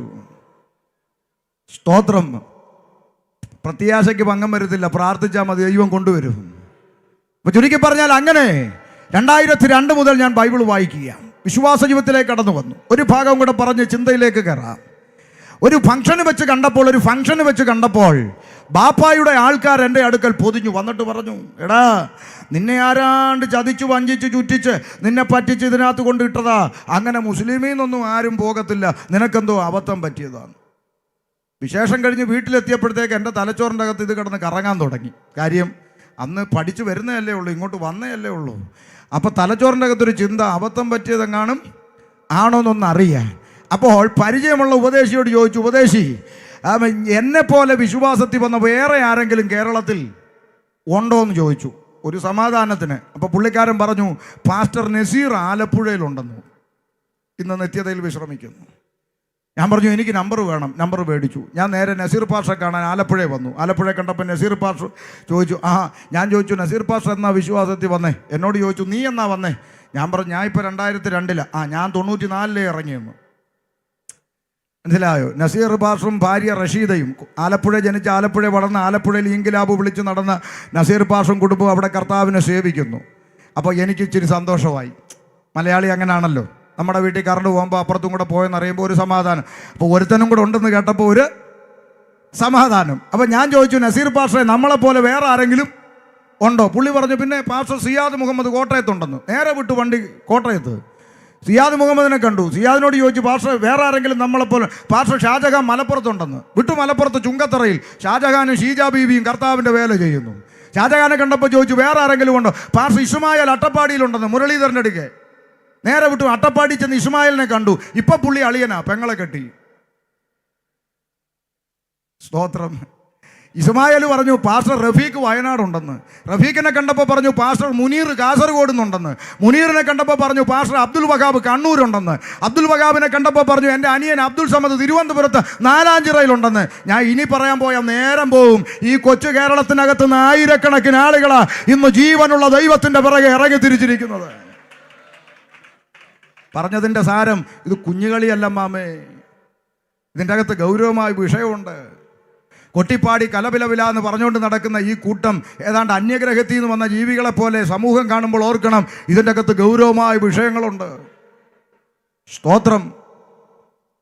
തിരുവനന്തപുരത്ത് കഴിഞ്ഞ ആഴ്ച യോഗത്തിന് പോയി. തിരുവനന്തപുരം ജില്ലയുടെ പ്രത്യേകത എല്ലാ ദിവസവും കൺവെൻഷനാണ്. എവിടെ നിന്നല്ലെങ്കിൽ മറ്റിടത്ത് ഇങ്ങനെ യോഗമാണ്. ഞാനിങ്ങനെ വണ്ടി ഓടിച്ചു പോകുമ്പോൾ മതലിലെല്ലാം കൺവെൻഷൻ്റെ നോട്ടീസാണ്. നോട്ടീസ് വായിച്ചു നോക്കുമ്പോൾ പുതിയ പുതിയ പേരുകളാന്നേ. പാസ്റ്റർ സുരേഷ്, സുമേഷ്, രതീഷ്, രമേശ്, നാരായണൻ, ഗോപാലകൃഷ്ണൻ, കുട്ടപ്പൻ, രാജപ്പൻ, ഗോപിനാഥൻ, ആചാരി, എല്ലാം പാസ്റ്റർ. കണ്ടോ? ഇനി മൂന്നാമതൊരു ഭാഗം പഠിച്ചാൽ ഫാദർ മാർഷലിൻ ജെ മൊറൈസ്, റോമൻ കത്തോലിക്ക പുരോഹിതനായിരുന്ന ക്രൈസ്തവ സന്യാസി സമൂഹത്തിൽ നിന്ന് ഫാദർ മാർഷലിൻ ജെ മൊറൈസ് അച്ഛൻ, യാക്കോബായ പുരോഹിതനായിരുന്ന ഫാദർ ജോർജ് മാത്യു പുതുപ്പള്ളി അച്ഛൻ, കത്തോലിക്ക അച്ഛനായിരുന്ന ഫാദർ ക്രിസ്പിൻ അച്ഛൻ, കാനവച്ചൻ, അങ്ങനെ അനേക അച്ഛന്മാര് 60-70 വയസ്സിൽ പോത്തിനെ കുളിപ്പിക്കുന്ന കലക്കവെള്ളത്തിൽ മുങ്ങി സ്നാനപ്പെട്ട് പന്തക്കോസ് അനുഭവത്തിലേക്ക് കടന്നു വന്നു. പറഞ്ഞതിൻ്റെ താല്പര്യം ഇത് കളിയല്ല. അപ്പോൾ അബദ്ധം പറ്റിയതല്ലെന്ന് മനസ്സിലായി. അങ്ങനെ പുസ്തകം അങ്ങോട്ട് പഠിക്കാൻ തുടങ്ങി. ഇനി ഞാൻ അങ്ങോട്ട് പറയുന്ന കാര്യങ്ങൾ ഗൗരവമായി കേട്ടോണം. 2002 മുതൽ അങ്ങോട്ട് ഷമീർ കൊല്ലം വിശുദ്ധ വേദപുസ്തകം വായിച്ചപ്പോൾ എനിക്ക് മനസ്സിലായ കാര്യങ്ങൾ ഇനി നിങ്ങളോട് പങ്കുവെക്കാൻ പോവുക. ഒരു കൊച്ചു കുഞ്ഞിന് മനസ്സിലാകുന്നത് പോലെ ശ്രദ്ധിച്ചിരിക്കണം. ഞാനിത് വായിക്കാൻ തുടങ്ങി. ആദിയിൽ ദൈവം ആകാശവും ഭൂമിയും സൃഷ്ടിച്ചു. മനോഹരം, വേറെ പ്രശ്നമൊന്നുമില്ല, കൊള്ളാം. ആകാശം ഭൂമി സൃഷ്ടിച്ചു. ചരാചരങ്ങൾ, ഇടജാതി, മൃഗജാതി, കന്നുകാലി, നാൽക്കാലി, പറവജാതി എന്നിങ്ങനെ അടുക്കടുക്കായി പ്രപഞ്ചത്തിൽ സൃഷ്ടിപ്പ് നടത്തുന്ന ഒരു സൃഷ്ടാവിനെ ഞാൻ കണ്ടു. മനോഹരമായിരിക്കുന്നു, കൊള്ളാം. 6-ാം ദിവസം മനുഷ്യനെ സൃഷ്ടിക്കാമെന്ന് തീരുമാനിക്കുന്ന രംഗം വന്നു. അപ്പൊ ഞാൻ ഒന്നുകൂടി ശ്രദ്ധിച്ചപ്പോൾ അവിടെ എഴുതിയിരിക്കുന്ന ഒരു പദം ഒരു മനുഷ്യൻ ഉണ്ടാകട്ടെ എന്ന് എഴുതിയില്ല. ഉണ്ടോ? കന്നുകാലി ഉണ്ടാകട്ടെ, പറവജാതി പറക്കട്ടെ, മത്സ്യങ്ങൾ പെരുകട്ടെ എന്ന് പറഞ്ഞ ദൈവം ഒരു മനുഷ്യനങ്ങ് ഉണ്ടാകട്ടെ എന്ന് പറയുന്നില്ല. പകരം സൃഷ്ടാവായ ദൈവത്തിൻ്റെ കരങ്ങൾ കൊണ്ട് നിലത്തെ പൊടി കൊണ്ടൊരു മനുഷ്യരൂപം നിർമ്മിച്ചു എന്ന്. അനക്കമില്ലാതിരുന്ന അവൻ്റെ മൂക്കിലേക്ക് സ്വർഗത്തിലെ ദൈവം ജീവശ്വാസം ഊതിയപ്പോൾ അവൻ ജീവനുള്ളവനായി തീർന്നു എന്ന് പുസ്തകത്തിൽ വായിച്ചു. വായിച്ചപ്പോൾ എൻ്റെ തലച്ചോറിൻ്റെ അകത്തൊരു ചിന്ത വന്നു, അങ്ങനെയാണെങ്കിൽ ഈ പട്ടിക്കും പൂച്ചയ്ക്കും ആടിനും മാടിനും ഈ മത്സ്യത്തിനുമൊക്കെ ഉണ്ടാകട്ടെ എന്ന് പറഞ്ഞപ്പോഴേ ജീവൻ ഉണ്ടായല്ലോ. പിന്നെ ഇതിന് മാത്രം സൃഷ്ടിച്ചു ഉണ്ടാക്കി വെച്ചപ്പം ജീവനില്ലാതായി, പിന്നെ ഊതിയപ്പോൾ ജീവൻ ഉണ്ടായി. അങ്ങനെയാണെങ്കിൽ രണ്ടിനും തമ്മിൽ എന്താ പ്രത്യേകത എന്ന് ചിന്തിച്ചപ്പോൾ ഒരു കാര്യം മനസ്സിലായി. ഈ സ്വർഗത്തിലെ ദൈവം ഊതിയ ജീവശ്വാസത്താൽ ഈ ഇരുകാലിയായ മനുഷ്യനൊരു ലോട്ടറി ലഭിച്ചു. കന്നുകാലിക്കും ഇടജാതിക്കും പറവജാതിക്കും ഈ ഉലകത്തിലെ ഒരു ചരാചരങ്ങൾക്കും ലഭിക്കാത്തൊരു പദവി, ഒരു ലോട്ടറി ദൈവം എനിക്കും നിങ്ങൾക്കും തന്നു. എന്താ? വിലപ്പെട്ട ആത്മാവുള്ളവനായി സൃഷ്ടിച്ചു. ശരിയല്ലേ? എത്ര മനോഹരം. മൃഗങ്ങൾക്ക് ആത്മാവുണ്ടോ? നിങ്ങളെ ചെന്നിത്തലയിൽ ആരെങ്കിലും വിളിക്കാറുണ്ടോ? എടി രമണി, വീട്ടിലെ പട്ടി ചത്തടി, അടുത്ത ആഴ്ച 16 അടിയന്തരമാണ്, ഇഡലി തിന്നാൻ പറഞ്ഞോ, കാർഡ് പഠിച്ചുകൊണ്ട് വിളിക്കാറുണ്ടോ? ഇല്ല. ക്രിസ്ത്യാനികൾ വിളിക്കാറുണ്ടോ? അറിയാമേ, ഞങ്ങളുടെ പശു അങ്ങ് ചത്തു, അടുത്ത ആഴ്ച പാട്ട് കുർബാനയാ, പള്ളിയിൽ നിന്ന് അച്ഛനൊക്കെ വരും, നിങ്ങളും വരണമെന്ന് വിളിക്കാറുണ്ടോ? ഇല്ല. മുസ്ലിങ്ങൾ വിളിക്കാറുണ്ടോ? ഞങ്ങളുടെ എരുമ ചത്തു, 11-ാം കത്തത്തിന് ചെമ്പ് പൊട്ടിക്കും, ബിരിയാണി അടിക്കാൻ പറഞ്ഞോന്ന് വിളിക്കാറുണ്ടോ? ഇല്ല. മൃഗങ്ങൾ ചത്താലെടുത്ത് കുഴിച്ചിട്ട് വിഷയം അങ്ങ് തീരുന്നു. മനുഷ്യൻ മരിച്ചാലോ ശേഷക്രിയ, മോക്ഷക്രിയ, പാട്ട് കുർബാന, അടിയന്തരം, കത്തം, ഇതെല്ലാം മനുഷ്യൻ ചെയ്യുന്നില്ലേ? എന്താ കാര്യം?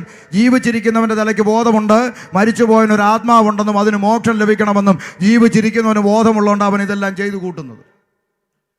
ചെയ്തുകൊണ്ട് വല്ല പ്രയോജനം ഉണ്ടോ എന്നൊക്കെ പിന്നാലെ നമുക്ക് പുസ്തകത്തിൽ നിന്ന് വായിക്കാം, അല്ലേ? 7-ന്റെ അന്ന് ചെന്ന് ഈ ആത്മാവിനെ സ്വർഗത്തിലേക്ക് കയറ്റണമെന്ന് പറയും, കയറ്റിവിടും. 40-ന്റെ അന്ന് വീണ്ടും പറയും ഈ ആത്മാവിനെ സ്വർഗത്തിലേക്ക്. അപ്പം പിന്നെ 7-ന്റെ അന്ന് കയറ്റിവിട്ടതിനെ ആരാ ചവിട്ടിയിട്ട? യേശുവോ? ഇതെല്ലാം അറിവില്ലായ്മകളാണെന്നറിയാമോ? ബാക്കി നമുക്ക് പുസ്തകത്തിൽ നിന്ന് വായിക്കാം, അവിടെ നിൽക്കട്ടെ, അങ്ങോട്ട് ഞാൻ വരാം. അപ്പൊ ചുരുക്കി പറഞ്ഞാൽ വിലപ്പെട്ട ആത്മാവുള്ളവനായി മനുഷ്യനെ സൃഷ്ടിച്ചു. കുഴപ്പമൊന്നുമില്ല, മനോഹരം. നീ അടുത്ത ഒന്നുകൂടെ സന്തോഷം തോന്നിയ ഒരു ഭാഗം പറയാം. ഇങ്ങനെ ദൈവം തൻ്റെ സാദൃശ്യത്തിലും സ്വരൂപത്തിലും മനുഷ്യനെ സൃഷ്ടിച്ചു. അടുത്ത വാക്ക് അവരെ ആണും പെണ്ണുമായി സൃഷ്ടിച്ചു. എന്ത് സന്തോഷം! ഹിന്ദുവായി സൃഷ്ടിച്ചെന്നില്ല, മുസൽമാനായി സൃഷ്ടിച്ചെന്നില്ല, ക്രിസ്ത്യാനികളായി സൃഷ്ടിച്ചെന്നില്ല. സൃഷ്ടാവായി ഈശ്വരൻ പടച്ചവൻ ദൈവം ഭൂമിയിൽ മനുഷ്യനെ സൃഷ്ടിച്ചത് ആമ ജാതിയും മതവും വേർതിരിച്ചല്ല, ആണും പെണ്ണുമായി സൃഷ്ടിച്ചു. ഇപ്പോൾ ഒരു കാര്യം മനസ്സിലായി, ദൈവത്തിന് ജാതിയും മതമൊന്നും ഇല്ല. സ്വർഗത്തിലെ ദൈവം ഭൂമിയിലേക്ക് കുനിഞ്ഞു നോക്കിയാൽ രണ്ടേ രണ്ട് ജാതിയെ ദൈവം കാണുന്നുള്ളൂ, ഒന്ന് ആണും ഒന്ന് പെണ്ണും. ബാക്കി ഇന്ന് കാണുന്ന സകല നാശകോടാലി ആരുണ്ടാക്കി വെച്ചതാ? ഈ ഇരുകാലി മനുഷ്യനുണ്ടാക്കി വെച്ച മെനയാ. ദൈവം ഇതൊന്നും വേർതിരിച്ചിട്ടില്ല. ദൈവം മനുഷ്യനെ അത്രമേൽ സ്നേഹിച്ച ദൈവമാണ്. ഇത്രമേൽ മനുഷ്യനെ സ്നേഹിച്ച മറ്റൊരു ദൈവ ഉലകത്തിലില്ല കേട്ടോ. സ്തോത്രം. പിന്നാലെ പറയാം. അപ്പോൾ ആണും പെണ്ണുമായി സൃഷ്ടിച്ചു, മനോഹരം, വേറെ പ്രശ്നങ്ങളൊന്നുമില്ല. അപ്പം ഞാൻ വായിച്ചു, ഇതിൽ ഇത്രയും ബഹളം ഉണ്ടാക്കേണ്ട കാര്യം എന്താ? സൃഷ്ടാവായ ദൈവം സൃഷ്ടികൾ ചരാചരങ്ങൾ സൃഷ്ടിച്ചു, മനുഷ്യനെ സൃഷ്ടിച്ചു, മനുഷ്യനെ ഏദൻ തോട്ടത്തിലാക്കി വെച്ചു. അവർ സന്തോഷത്തോടെ ദൈവത്തെ ആരാധിച്ചുകൊണ്ട് മുന്നോട്ട് പോയി. വേറെ പ്രശ്നങ്ങളൊന്നുമില്ല. ഇതാണ് വേദപുസ്തകത്തിൻ്റെ ഒന്നാം ഘട്ടം. വേറെ പ്രശ്നങ്ങളൊന്നുമില്ല. മനുഷ്യന്മാർ തമ്മിൽ അടിയില്ല, കാരണം വേറെ മനുഷ്യർ ഇല്ല. ദൈവങ്ങൾ തമ്മിൽ അടിയില്ല, കാരണം വേറെ. അങ്ങനെ സന്തോഷത്തോടെ പോയി. പിന്നെ എവിടെയാ പ്രശ്നങ്ങളുടെ തുടക്കം? കാതലായ വിഷയത്തിലോട്ട് പ്രവേശിക്കാൻ ശ്രദ്ധിച്ചു. സൃഷ്ടാവായ ദൈവത്തിൽ നിന്ന് സൃഷ്ടിയായ മനുഷ്യനെ അകറ്റിക്കളയുവാൻ ഇടയ്ക്ക് രംഗപ്രവേശനം ചെയ്ത ഒരു വില്ലനെ കണ്ടു. ആ വില്ലനെ മനുഷ്യൻ പല പേരിലാണ് സംബോധന ചെയ്യുന്നത്. പിശാച്, പിശാശ്, ഇബിലീസ്, ശൈത്താൻ, സാത്താൻ, എന്നിങ്ങനെ മനുഷ്യൻ പല പേരുകളിൽ സംബോധന ചെയ്യുന്ന ഒരു വില്ലൻ പിശാച്. ഒന്ന് രണ്ട് കാര്യം ഗൗരവമായി ശ്രദ്ധിക്കണം. പിശാച് എന്ന് പറഞ്ഞാൽ എന്താ? കുറച്ച് ഉപദേശിമാർ 2026 കമ്പ്യൂട്ടർ യുഗത്തിൽ നിന്നുകൊണ്ട് പറയുക പിശാചിനെ കുറിച്ച്. പോരാട്ടം, പൈശാചിക ആക്രമണം. ഇത് കേൾക്കുമ്പോൾ പല പിള്ളേർക്കും ചിരി വരിക. കാരണം കാലം മാറിയൊന്ന് ഇവർ പിശാചെന്നൊക്കെ ഇപ്പോഴും എന്ന് പറഞ്ഞാൽ പല ആളുകളുടെയും മനസ്സിൽ പിശാചെന്ന് പറഞ്ഞാൽ പണ്ട് ഒനിഡാ ടിവിയുടെ പരസ്യത്തിലൊരു മൊട്ടത്തലയും വരുമായിരുന്നു. കണ്ണും തള്ളി കൊമ്പും വെച്ച് പല്ലു ഉന്തി ഇളിച്ചുകൊണ്ട് വരുന്ന ഒരു രൂപം. പിശാചെന്ന് പറഞ്ഞാൽ ഇങ്ങനെയൊക്കെ ഇരിക്കുന്ന ഏതാണ്ട് ഒരുത്തനാന്നൊക്കെ ചിന്തിച്ചു വന്നതിൻ്റെ കുഴപ്പമാണ്. വേദപുസ്തകം അവനെക്കുറിച്ച് പറയുന്ന ചില വാക്കുകൾ ശ്രദ്ധിക്കണം. ഒരാത്മാവ് അവനെ പിടിച്ചിട്ട്, ദുരാത്മാവ് അവനെ തള്ളിയിട്ടു, അശുദ്ധാത്മാവേ ഇവനെ വിട്ടു പോക, ഇത്യാദി പ്രയോഗമാണ് ബൈബിളിലുള്ളത്. അർത്ഥാൽ ഈ പിശാചെന്ന് പറയുന്നവൻ ഒരാത്മാവാണ്. ഏത്? ഇരുട്ടിൻ്റെ ആത്മാവ്, ഈവിൾ സ്പിരിറ്റ്. പക്ഷെ ഇവൻ എപ്പോഴും ചില ശരീരങ്ങളെ യൂസ് ചെയ്യുന്നു. പോയിന്റ് ശ്രദ്ധിക്കണം. ഇവൻ ചില ശരീരങ്ങളെ യൂസ് ചെയ്യുന്നു. അത് മനുഷ്യനായാലും അവന് പിണക്കമില്ല, മൃഗമായാലും പിണക്കമില്ല. പാസ്റ്ററെ, അതിന് ബൈബിളിൽ തെളിവുണ്ടോ? ഉണ്ടോ? ഗദരദേശത്ത് ഒരു മനുഷ്യൻ്റെ മേൽ കയറിയവൻ കർത്താവ് ശാസിച്ചപ്പോൾ എങ്ങോട്ട് പോയി കയറി? പന്നിക്കൂട്ടത്തിൽ. അപ്പം മനുഷ്യൻ്റെ ശരീരവും മൃഗത്തിൻ്റെ ശരീരവും അവനെ യൂസ് ചെയ്യാൻ അവന് താല്പര്യമുണ്ട്. അങ്ങനെങ്കിൽ ഇന്ന് രാത്രി മുമ്പിലിരിക്കുന്ന മനുഷ്യന്മാരോടൊരു കാര്യം പറയാം. അയ്യോ പാസ്റ്ററെ, അങ്ങനെയാണെങ്കിൽ ഏത് മനുഷ്യനെ ഇവൻ ഉപയോഗിക്കാൻ സാധ്യത? ഒന്ന് പറഞ്ഞുതാ, രക്ഷപ്പെടണ്ടേ? പറഞ്ഞു തരാം. തിരുവെഴുത്തിലൊരു വേദഭാഗം ഇങ്ങനെ എഴുതിയിരിക്കുന്നു: മഹത്വത്തിൻ്റെ പ്രത്യാശയായ ക്രിസ്തു നിങ്ങളിൽ വസിക്കുന്നു. മഹത്വത്തിൻ്റെ പ്രത്യാശയായ ക്രിസ്തു നിങ്ങളിൽ ഇരിക്കുന്നു. ഇന്ന് രാത്രി ദേശത്തോട് പറയാം, അർത്ഥം യേശു ക്രിസ്തു അകത്തില്ലാത്ത സകല ശരീരത്തിന്റെ മേലും അവൻ ആക്സസ് ഉണ്ട്. അതുകൊണ്ടാണ് ഞങ്ങൾ വിളിച്ചു കൂവുന്നത്, നിന്റെ ഹൃദയത്തിനകത്ത് കർത്താവിനെ സ്വീകരിക്കണം. ക്രിസ്തു അകത്തില്ലെങ്കിൽ നീ എത്ര വലിയ വീട് വെച്ചിട്ടും കാര്യമില്ല, നീ എന്തൊക്കെ നേടിയിട്ടും കാര്യമില്ല. വേദപുസ്തകം പറയുന്നു, ലോകം മുഴുവൻ നിന്റെ പേരിൽ എഴുതി വാങ്ങിയാലും നിന്റെ ആത്മാവ് നഷ്ടപ്പെട്ടാൽ, ജീവൻ നഷ്ടപ്പെട്ടാൽ നിനക്കെന്ത്? ഒരു പ്രയോജനവും ഇല്ല. അപ്പോൾ പിശാചിൻ്റെ രംഗപ്രവേശം വിവരിക്കാൻ നേരം പോരാ, എനിക്ക് ഒത്തിരി ഭാഗം പറയാനുണ്ട്. ഈ ഇരുട്ടിൻ്റെ ആത്മാവ് രംഗപ്രവേശനം ചെയ്തു ഏദൻ തോട്ടത്തിലേക്ക്. എന്താ ഇവൻ്റെ ഉദ്ദേശം? ഒന്ന് ശ്രദ്ധിച്ചേ. ഈ പിശാചിന് മനുഷ്യനോടുള്ള ദേഷ്യം എന്താ? ഇന്ന് രാത്രി ഒന്ന് ഗൗരവമായി ശ്രദ്ധിക്കുക. ദൈവമക്കൾ ശ്രദ്ധിക്കണേ. ഞാൻ നേരത്തെ പറഞ്ഞ പോലെ പുട്ടിനിടയ്ക്ക് തേങ്ങ പോലെ ചിരിച്ച് നിങ്ങൾക്കും തരിക. ഈ പിശാചിൻ്റെ ഉദ്ദേശം എന്താ അവൻ്റെ ലക്ഷ്യം എന്താ? നീ ഒരു കാറ് മേടിക്കത്തില്ലെന്ന് വാദിച്ചു നിൽക്കുന്ന അന്ധകാര മണ്ഡലം, നീ കാറ് മേടിക്കുന്നതിന് പിശാചിന് എതിർപ്പുണ്ടോ? മിണ്ടുന്നില്ലല്ലോ. അച്ഛാ, എൻ്റെ വീട് പണിക്ക് തടസ്സം നിൽക്കുന്ന ചില മണ്ഡലങ്ങൾ, നീ വീട് വെക്കുന്നതിന് പിശാചിന് തടസ്സമുണ്ടോ? മിണ്ടുന്നില്ലല്ലോ. എതിർപ്പുണ്ടോ? നമ്മുടെ ഈ കൊച്ചു കേരളത്തിൽ ദൈവമില്ലെന്ന് പറയുന്ന നിരീശ്വരവാദികളുണ്ടോ? പറ. ഉണ്ട്. രവിചന്ദ്രനെ പോലെ നിരീശ്വരവാദികളായ ആളുകൾ ഈ കൊച്ചു കേരളത്തിൽ നിന്ന് കൂടുതലായി കണ്ടുവരുന്നുണ്ട്. ചോദിക്കട്ടെ, ഈ നിരീശ്വരവാദികളായ ആളുകളെല്ലാം തെരുവിൽ പട്ടിണി കിടക്കുവാണോ? ആണോ? ഈ നിരീശ്വരവാദികൾ സഞ്ചരിക്കുന്ന കാറിൻ്റെ ബ്രാൻഡ് നിങ്ങൾ കണ്ടു നോക്ക്.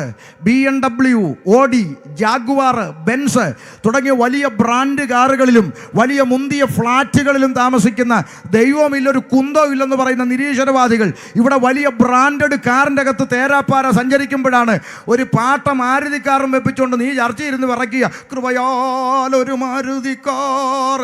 എല്ലാ കഥയുണ്ടോടൂ, വല്ലതും മനസ്സിലാകുന്നോ? നിന്റെ വീട്ടിനകത്ത് ബ്രാൻഡ് കാറ് കിടപ്പുണ്ട്, അതെനിക്ക് യേശു അപ്പം തന്നതാ. അപ്പൊ പിന്നെ ദൈവം ഇല്ലെന്ന് പറഞ്ഞവനോ? ഏതപ്പം കൊടുത്തതാ? ഇതൊന്നും നേടിയതിലല്ല നീ പുകഴേണ്ടതെന്ന്. പിടികിട്ടിയോ? ഇവിടുത്തെ BMW, ഓഡിയും ജാഗ്വാറും ബെൻസും ഉള്ളവനോട്, ഇവിടുത്തെ പഞ്ചായത്ത് പ്രസിഡന്റിനോട്, MLA-യോട്, MP-യോട്, മുഖ്യമന്ത്രിയോട്, പ്രധാനമന്ത്രിയോട് നിനക്ക് നേരെ നിന്ന് ചോദിക്കാൻ കഴിയുന്ന ഒരു പദവിയുണ്ട്. ഈ അണ്ടകടാകത്തെ മുഴുവൻ സൃഷ്ടിച്ച മഹാദൈവത്തെ പിതാവേ എന്ന് വിളിക്കാനുള്ള പുത്രത്വത്തിന്റെ ആത്മാവിനെ അവൻ എനിക്ക് തന്നിട്ടുണ്ട്. അത് നിനക്കുണ്ടോ? അതാ ദൈവമക്കളുടെ പ്രിവിലേജ്, അതാ നമ്മുടെ ലോട്ടറി. അല്ലാതെ ഈ കാണുന്ന ഭൗതിക നന്മ എന്തെങ്കിലും കിട്ടിയിട്ടുണ്ടെങ്കിൽ ഒരു ബോണസായി വെച്ചോ. കിട്ടിയാൽ സ്വോത്രം, കിട്ടിയില്ലെങ്കിൽ പരാതിയില്ല. ദൈവം തരുന്ന മേടിച്ചോ, കിട്ടിയാൽ സ്വോത്രം. അപ്പോഴും മനസ്സിൻ്റെ അകത്ത് കുറിച്ചിട്ടോണം, ഒരു പക്ഷെ നാളെ ഇതെൻ്റെ കയ്യിൽ നിന്ന് പോകാം, പക്ഷെ പോകാത്ത ഒന്ന് ദൈവം എനിക്ക് തന്നിട്ടുണ്ട്, അതെൻ്റെ നിത്യതയാണ്. സഞ്ചരിക്കാൻ വാഹനമോ കിടക്കാൻ വീടൊന്നും വേണ്ടെന്നല്ലല്ലോ പറഞ്ഞ്. ഞാൻ പറഞ്ഞതൊന്ന് ലളിതമായി വ്യക്തമാക്കാം. ഈ വാഴ വെക്കുന്നതിന് ഒരു ലക്ഷ്യമുണ്ട്. എന്തുവാ മാമേ? കൊല വെട്ടുക അല്ലേ? അത് ആ വാഴ വെക്കുന്നവൻ്റെ ലക്ഷ്യം കൊല വെട്ടുക. അപ്പം തന്നെ ഇല വെട്ടുന്നില്ലേ? ഇല്ലേ? പിള്ളേർക്ക് ചോറ് കൊടുക്കാം, പൊതിച്ചോറ്, ഇല വെട്ടും അല്ലേ? ഈ വാഴ കൂമ്പ് തോരൻ വെക്കത്തില്ലേ? വെക്കും. പിന്നെ അതിൻ്റെ അകത്തിരിക്കുന്ന ട്യൂബ് ലൈറ്റ്, വാഴപ്പിണ്ടി തോരൻ വെക്കാൻ എടുക്കത്തില്ല ഇല്ലേ? ഉണ്ട്. പക്ഷെ ഒരു ചെറിയ പ്രശ്നമുണ്ട്. കൊലയാകുന്നതിന് മുമ്പേ വാഴ വെട്ടി പിണ്ടി എടുക്കരുത്. അത്രേ ഞാൻ പറഞ്ഞതിൻ്റെ ഉദ്ദേശമുള്ളൂ. പിടികിട്ടിയെന്ന് വിശ്വസിക്കുന്നു. കൊലയാകുന്നതിന് മുമ്പേ വാഴ വെട്ടി പിണ്ടി എടുത്താൽ ലക്ഷ്യം നഷ്ടപ്പെട്ടു, കൊല പോയി. അതുകൊണ്ട് രക്ഷിക്കപ്പെട്ടവൻ്റെ ലക്ഷ്യം നിത്യതയാണ്. ബാക്കിയെല്ലാം അതിൻ്റെ താഴെ നിൽക്കണമെന്നായി പറഞ്ഞത്. മനസ്സിലായോ? അത്രേ ഉദ്ദേശിച്ചുള്ളൂ. അതുകൊണ്ട് പിശാചിൻ്റെ ലക്ഷ്യം നീ ഈ ലോകത്തിൽ എന്തെങ്കിലും ഒരു ഭൗതിക നന്മ നേടുന്നതിനൊന്നും അവൻ എതിരല്ല ദൈവമക്കളെ. അങ്ങനെ പറഞ്ഞു നിങ്ങളെ പേടിപ്പിച്ചത് ഇവിടുത്തെ കള്ളപ്രവാചകന്മാരും രോഗശാന്തി തട്ടിപ്പ് രാവുണ്ണിമാരുമാ. നിങ്ങളെ പറ്റിച്ചു. അമ്മാമ്മയുടെ വീട് വെക്കാൻ തടസ്സമായി നിൽക്കുന്ന മണ്ഡലങ്ങൾ. ചുമ്മാതമ്മാമേ, ചുമ്മാ കൊണ്ടുപോയി തല വെച്ച് കൊടുക്കല്ലേ. സ്തോത്രം. പറ്റിപ്പായതൊക്കെ ഒരു വലിയ മിറക്കിൾ. പിന്നെ ഇപ്പം പിശാച് പേടിച്ചോടും നിന്റെ അത്ഭുതം കണ്ടിട്ട്. എന്നെ അനക്കമൊന്നുമില്ലല്ലോ. ഞാൻ നിങ്ങളോടൊരു ചോദ്യം ചോദിക്കാം. സാക്ഷാൽ ദൈവമായ യേശുക്രിസ്തുവിൻ്റെ മുമ്പിൽ വന്ന് നെഞ്ചു വിരിച്ചു വെല്ലുവിളിച്ചവൻ ആര്? പിശാച്. 3 കാര്യങ്ങൾ യേശു കർത്താവിനോട് ആവശ്യപ്പെട്ടു. സൺഡേ ക്ലാസ് പറ. 1, ദൈവപുത്രനാണെങ്കിൽ ഈ കല്ല് അപ്പമാവാൻ കൽപ്പിക്കുക. 2, ഗോപുരത്തിൻ്റെ മുകളിൽ നിന്ന് താഴേക്ക് ചാടിക്കോ, ദൂതന്മാർ പിടിച്ചോളൂ, ഒന്നും പറ്റത്തില്ലെന്ന്. 3, നീ എന്നെ ഒന്ന് വീണ് നമസ്കരിച്ചാൽ ഈ ലോകം ഇതിൽ കാണുന്ന സകല നന്മകളും ഞാൻ നിനക്ക് നോക്ക്. ആർക്ക് ഓഫർ കൊടുക്കുന്നു? പിശാച് യേശു കർത്താവിന് ഓഫർ കൊടുക്കുക. എന്നെ ഒന്ന് വീണ് നമസ്കരിച്ചാൽ ഈ ലോകവും ഇതിൽ കാണുന്ന മുഴുവനും അങ്ങോട്ട് തരാമെന്ന്. നിൽക്കട്ടെ, ചോദ്യം. പിശാച് യേശുവിനോട് ആവശ്യപ്പെട്ട ഈ 3 കാര്യങ്ങൾ അത്ഭുതമാണോ അല്ലയോ? ചിന്തിച്ച് പറയണം. ഒന്നും മിണ്ടുന്നില്ല. ഷാജി പാസ്റ്റർ, നിങ്ങളുടെ സഭാ പാസ്റ്റർ, ഇവിടുന്ന് 5-6 കല്ല് വാരി ഇങ്ങോട്ട് ഈ മേശപ്പുറത്തോട്ട് വെച്ചേച്ച് യേശു ക്രിസ്തുവിൻ്റെ നാമത്തിൽ അപ്പമാകാമെന്ന് കൽപ്പിച്ചു. ഉടനെ അത് ആവി പറക്കുന്ന അപ്പമായി മാറി. അത്ഭുതമാണോ അല്ലയോ? ഇത് തന്നെയല്ലേ ഞാൻ ചോദിച്ചത്. ആവി പറക്കുന്ന അപ്പം അല്ലേ? ഓ, വാട്ട് എ വണ്ടർഫുൾ മിറക്കിൾ. പിന്നെ ഈ മനുഷ്യനെ എവിടെ കാണാൻ കിട്ടുമോ? ഇല്ല. ശ്രദ്ധിക്കണം, ഗൗരവമായി ശ്രദ്ധിക്കണം. ഈ മിറക്കിൾ ചെയ്യാൻ ആവശ്യപ്പെട്ടത് ആരാ? പുള്ളിക്ക് ഇതിനോട് പിണക്കമുണ്ടോ? എന്നാ മിണ്ടാത്ത ആരും? പുള്ളിക്ക് പിണക്കമുണ്ടോ? മിറക്കിൾ ചെയ്യാൻ ആവശ്യപ്പെടുക. നിങ്ങളുടെ പാസ്റ്റർ ഇവിടുത്തെ 10 നില ഹീരാ പ്ലാസ ബിൽഡിങ്ങിന്റെ മുകളിൽ കയറിയിട്ട് യേശുവിന്റെ നാമത്തിൽ ഞാനിതാ ചാടുന്നു എന്ന് പറഞ്ഞ് താഴെ വന്ന് വീണു, ഒന്നും പറ്റിയില്ല. അത്ഭുതമാണോ അല്ലയോ? അത്ഭുതം. ആവശ്യപ്പെട്ടതാരാ? പിണക്കമുണ്ടോ? ഇല്ല. മൂന്നാമത്തെ ഓഫർ, നീ എന്നെ ഒന്ന് വീണ് നമസ്കരിച്ചാൽ മെറ്റീരിയൽ ബ്ലെസ്സിങ്സ് കംപ്ലീറ്റ് നിനക്ക് അങ്ങോട്ട് തരും. കേട്ടെ, ഇതിനകത്തൊരു മർമ്മം കിടപ്പുണ്ട്, ദൈവമക്കൾ ശ്രദ്ധയോടെ കേൾക്കണം. ഇനി നീ എന്നെ വീണ് നമസ്കരിച്ചില്ലേലും, യേശുവേ നീ എന്നെ വീണ് നമസ്കരിച്ചില്ലേലും ഈ ലോകവും ഇതിലുള്ള സകല അധികാരവും നിന്റെ പിതാവായ ദൈവം ആർക്ക് തരും? നിനക്ക് തരും. കൊടുത്തോ? കൊടുത്തില്ലേ? യേശുവിന് കൊടുത്തില്ലേ? ഇത് കൊടുക്കുന്നതിന് മുമ്പുള്ള സീന. അപ്പൊ നീ എന്നെ വീണ് നമസ്കരിച്ചില്ലേലും ഈ ലോകവും ഇതിലെ അധികാരമൊക്കെ നിന്റെ പിതാവായ ദൈവം നിനക്ക് എന്ത് ചെയ്യും? തരും. പക്ഷെ ഞാൻ തരുന്നതും നിന്റെ ദൈവം തരുന്നതും തമ്മിൽ ഒരു വ്യത്യാസമുണ്ട്. നിന്റെ ദൈവം തരുന്നത് എപ്പോഴാ? നീ ഉപവാസം കഴിയണം, എന്നിട്ട് പരസ്യ ശുശ്രൂഷയ്ക്ക് ഇറങ്ങണം. അപ്പോൾ ആളുകൾ നിന്നെ പരിഹസിക്കും, തച്ചൻ്റെ മകനെന്ന് കളിയാക്കും, അപവാദം പറയും, എറിയാൻ കല്ലെടുക്കും, തള്ളിയിട്ട് കൊല്ലാൻ ശ്രമിക്കും, ഒടുവിൽ നിന്നെ പിടികൂടും, നിന്നെ അവർ ചാട്ടവാറിന് അടിക്കും, ശരീരത്തെ മുഴുവൻ ഉഴവുചാല് പോലെ കീറും, നിന്റെ തലയ്ക്കകത്ത് മുൾക്കിരീടമടിച്ചു കയറ്റും, നിന്റെ മുഖത്ത് മനുഷ്യൻ തുപ്പും, എന്നിട്ട് കൊണ്ടുപോയി കാൽവരിയിൽ നിന്നെ തൂക്കും, അവിടെ നിന്ന് നീ മരിക്കും, നിന്റെ ഭൗതിക ശരീരം കൊണ്ടുചെന്ന് കല്ലറയിൽ വെക്കും. അവിടുന്ന് പിതാവായ ദൈവം നിന്നെ ഉയർപ്പിച്ചിട്ട് സ്വർഗത്തിലും ഭൂമിയിലുമുള്ള സകല അധികാരവും നിന്റെ കയ്യിലോട്ട് തരും. എപ്പോഴാ? ഈ കണ്ട ദുരിതം മുഴുവൻ അനുഭവിച്ചതിന് ശേഷമാണ് നിന്റെ പിതാവ് ഇത് നിനക്ക് തരാനിരിക്കുന്നത്. പക്ഷെ നീ എന്നെ ഒന്ന് വീണ് നമസ്കരിച്ചേ, അടിയില്ല, ഇടിയില്ല, അപവാദമില്ല, കല്ലേറില്ല, മുൾക്കിരീടമില്ല, ഒന്നുമില്ല. ഇൻസ്റ്റൻ്റായിട്ട് ഞാൻ അങ്ങോട്ട് തരും. ഇൻസ്റ്റൻ്റ് വിടുതൽ. ഇതാ പിശാച് മുന്നോട്ട് വെച്ച ഓഫർ. ഈ ഓഫറാണ് ഈ പിശാചിൻ്റെ അനുകാരികളായിരിക്കുന്ന തങ്കുവും താരുവും ഒക്കെ നിങ്ങളുടെ മുമ്പിൽ വെക്കുന്നത്. ദൈവ കുഞ്ഞുങ്ങൾക്ക് കഷ്ടമില്ല, ദുഃഖമില്ല, അനുഗ്രഹത്തിൻ്റെ കവിഞ്ഞൊഴുക്ക്, സൈക്കിളിൽ വാടാ കാറെ പോകാമെന്ന് പറയുന്ന ഈ പിശാച് പിടിച്ചവന്മാരെല്ലാം ഈ പിശാചിൻ്റെ ഓഫറാണ് മുന്നോട്ട് വെക്കുന്നത്. എന്നാൽ കർത്താവായ യേശു ക്രിസ്തു തിരഞ്ഞെടുത്തത് എന്താണെന്ന് ഇന്ന് രാത്രി വെളിപ്പാടുള്ള ദൈവമക്കൾ തിരിച്ചറിഞ്ഞ് വേണം ഇവിടുന്ന് പോകാൻ. കർത്താവ് തിരഞ്ഞെടുത്തത് എന്താ? എൻ്റെ ദൈവം അനുവദിച്ചിട്ട് എനിക്ക് വരുന്ന കഷ്ടവും എനിക്ക് വരുന്ന അപമാനവും എനിക്ക് നേരെ വരുന്ന കല്ലേറും എനിക്ക് വരുന്ന നിന്ദയും എൻ്റെ ശരീരത്തിലേൽക്കുന്ന ഉപദ്രവവും ഇതെല്ലാം എൻ്റെ ദൈവം അനുവദിച്ചു തരുന്നതെല്ലാം അനുഭവിച്ചിട്ട് ലഭിക്കുന്ന നന്മ മതി. യേശു തിരഞ്ഞെടുത്ത അതാ ദൈവമക്കളെ. ദൈവ കുഞ്ഞുങ്ങൾക്ക് കഷ്ടമുണ്ടെന്ന് കരുതി ഭാരപ്പെടരുത്. സ്തോത്രം. ഈ കഴിഞ്ഞ ദിവസം ഒരു മൂത്ത ഉപദേശി പറഞ്ഞു, കഷ്ടത ശാപത്തിൻ്റെ ലക്ഷണമാണെന്ന്. ഞാൻ ആരെയും പേരൊന്നും പറയുന്നില്ല, അതൊക്കെ നിർത്തി. ഒരു കാര്യം ഞാൻ ദൈവമക്കളോട് പറയാം. അപ്പോസ്തലനായ പൗലോസ്ലീഹ തിമോത്തിയോസിനോട് പറഞ്ഞു, മകനെ തിമോത്തിയോസേ, നീ ക്രിസ്തുയേശുവിൻ്റെ നല്ല ഭടനായി എന്നോട് ചേർന്ന് കഷ്ടം സഹിക്കുക. അപ്പോൾ മറ്റേ ഉപദേശയുടെ ഭാഷയിൽ പറഞ്ഞാൽ പൗലോസ് ശാപത്തിലായി, ഇനി തിമോത്തിയോസേ നീയും കൂടെ എൻ്റെ കൂടെ ശാപത്തിലായിക്കോ. ഇതൊക്കെ ആരോട് പറയാനാ? പോട്ടെ, വിഷയം മാറണ്ട. ഇപ്പൊ ചുരുക്കി പറഞ്ഞാൽ ഈ ഇരുട്ടിന്റെ ആത്മാവ് രംഗപ്രവേശനം ചെയ്തതിന്റെ പിന്നിൽ ഒറ്റ ഉദ്ദേശമുള്ളൂ. നീ ഈ ലോകത്തിലെ ഒരു ഭൗതിക നന്മ നേടുന്നതിനും അവൻ എതിർപ്പില്ല. അവൻ ഒറ്റ കാര്യത്തിലെ എതിർപ്പുള്ളൂ. നീ ദൈവത്തെ അറിയരുത്, നീ ദൈവത്തോട് അടുക്കരുത്, നീ ദൈവവുമായി ചേർന്നിരിക്കുന്ന അനുഭവം ഉണ്ടാകരുത്. അത് മാത്രമാണ് അവന് വിരോധം. മനസ്സിലായോ? നിങ്ങളൊന്ന് ചിന്തിച്ചു നോക്കിയേ. ചുമ്മാ ഒരു രസകരമായൊരു കാര്യം പറയാം. നിങ്ങൾ നിങ്ങളുടെ ഭാര്യയും മക്കളും ഒക്കെ ആയിട്ട് വയനാട്ടിലൊരു ടൂറ് പോയി. അപ്പോൾ പിള്ളേർ പറഞ്ഞു സ്വിമ്മിംഗ് പൂളുള്ള ഹോട്ടൽ എടുക്കണം പപ്പ താമസിക്കാനെന്ന് പറഞ്ഞു. ശരി, സ്വിമ്മിംഗ് പൂളുള്ള ഹോട്ടൽ എടുത്തു. കൂടെ വന്ന കുടുംബക്കാരും ബന്ധുക്കാരും രാവിലെ സ്വിമ്മിംഗ് പൂളിനകത്തോട്ട് അങ്ങോട്ട് കയറി കടന്നു. പോത്ത് കിടക്കുന്ന പോലെ 5 മണി വരെ സ്വിമ്മിംഗ് പൂളിൽ കിടന്ന് മുങ്ങി പൊങ്ങി അവിടെ കിടന്നു. കൂടെ വന്ന ഒറ്റ കുടുംബക്കാർക്ക് എന്തെങ്കിലും പ്രശ്നമുണ്ടോ? ഇല്ല. എന്നാൽ അതേ സ്വിമ്മിംഗ് പൂളിൽ അതുവഴി പോയ ഒരു ഉപദേശി വന്ന് പിതാവിൻ്റെയും പുത്രൻ്റെയും പരിശുദ്ധാത്മാവിൻ്റെയും നാമത്തിൽ ഒരു പ്രാവശ്യം കുളിപ്പിക്കാൻ ശ്രമിച്ചാലോ? ചിന്തിക്കാൻ വേണ്ടി പറയുക.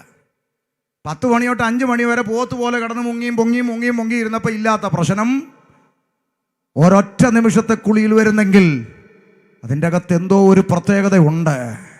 ഇത്രയധികം വിഷയം അതിൻ്റെ പേരിൽ ഉണ്ടാകണമെങ്കിൽ അവൻ എന്തോ പേടിക്കുന്നുണ്ട്. അവൻ്റെ കയ്യിൽ നിന്ന് പിടിവിട്ടു പോകുന്ന ഒരു രംഗത്തിലേക്കാണ് വരുന്നതെന്ന് അവൻ അറിയാം.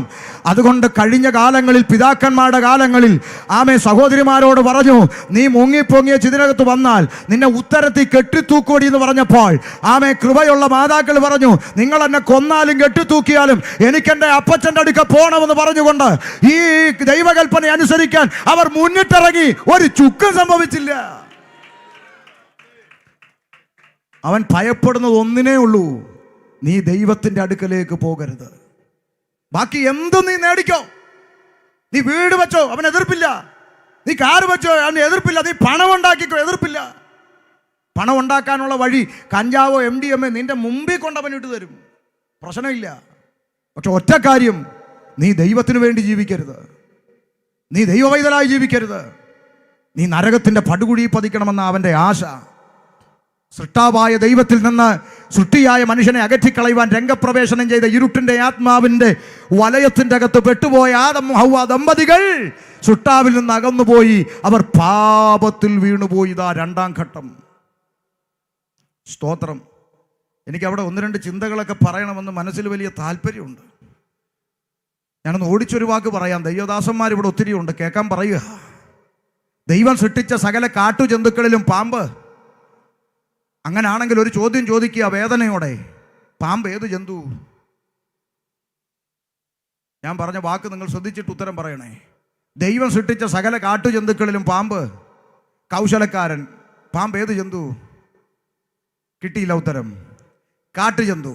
പെണ്ണും ചെറുക്കനും എവിടെ? കാട്ടിലാണോ തോട്ടത്തിലാണോ? പറ. തോട്ടത്തിൽ. അങ്ങനെയാണെങ്കിൽ കാട്ടുജന്തു ഇപ്പം എവിടെ വന്നു?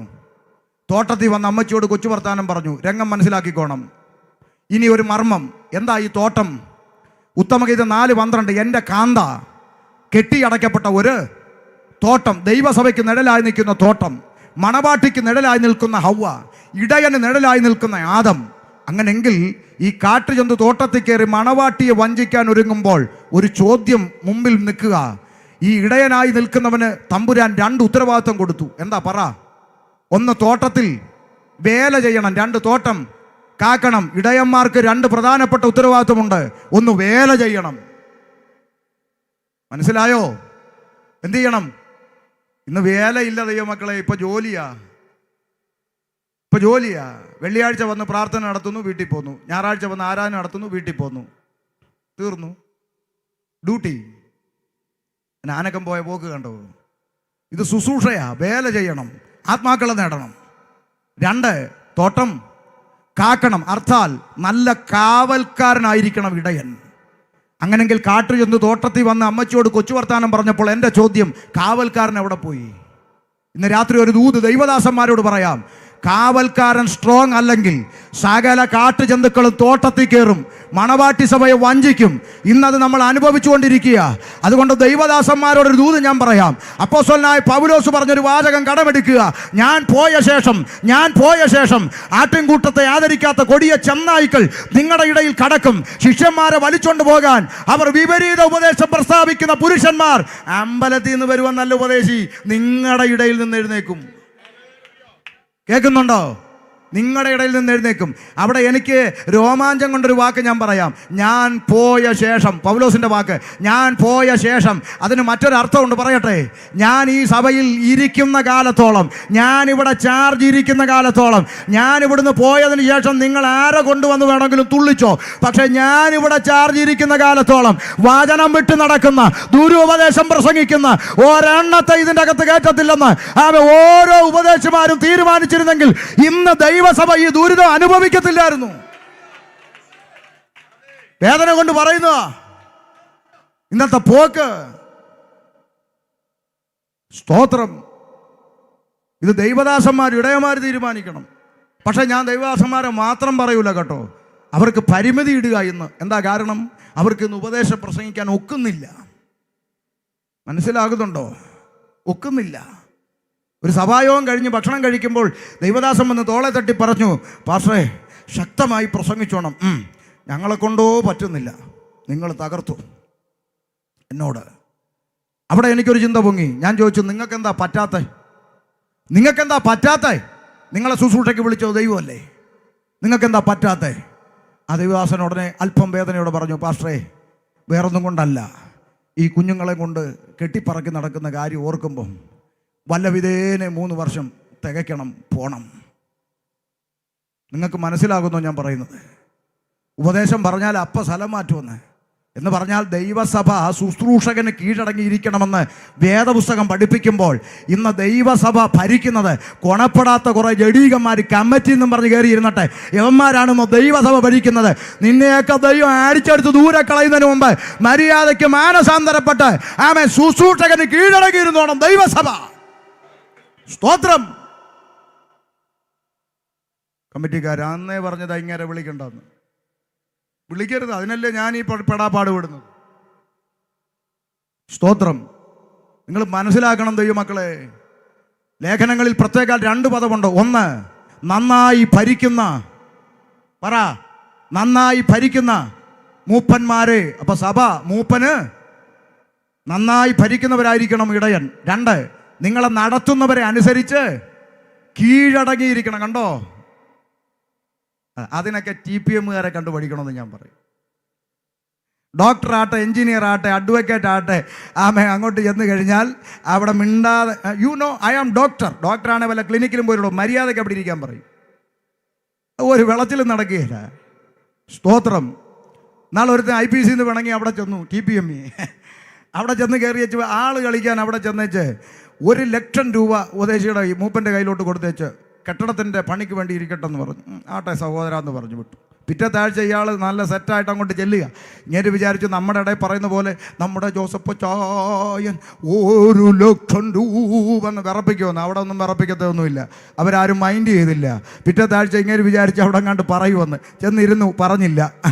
പിന്നെ ഇങ്ങ് പോരുന്നു. 2-ാമത്തെ ആഴ്ച ചെന്നിട്ടും പറഞ്ഞില്ല. അപ്പം 3-ാമത്തെ ആഴ്ച ചെന്നപ്പോൾ ഇങ്ങനെ വിചാരിച്ചു ഇനി മറന്നു പോയോണ്ട് ഇപ്പം സാക്ഷ്യം പറയാനായിട്ട് പുള്ളി എഴുന്നേറ്റിട്ട് തന്നെത്താൻ പറഞ്ഞു, കൃപയാൽ എളിയവനും പുഴുവുമായ അടിയനെ കൊണ്ട് നമുക്ക് ഈ കിട്ടുന്നത് മേടിച്ച് ജീപ്പയിലിട്ട് കഴിഞ്ഞാൽ പിന്നെ നമുക്കൊന്നും പറയാൻ പറ്റത്തില്ലല്ലോ.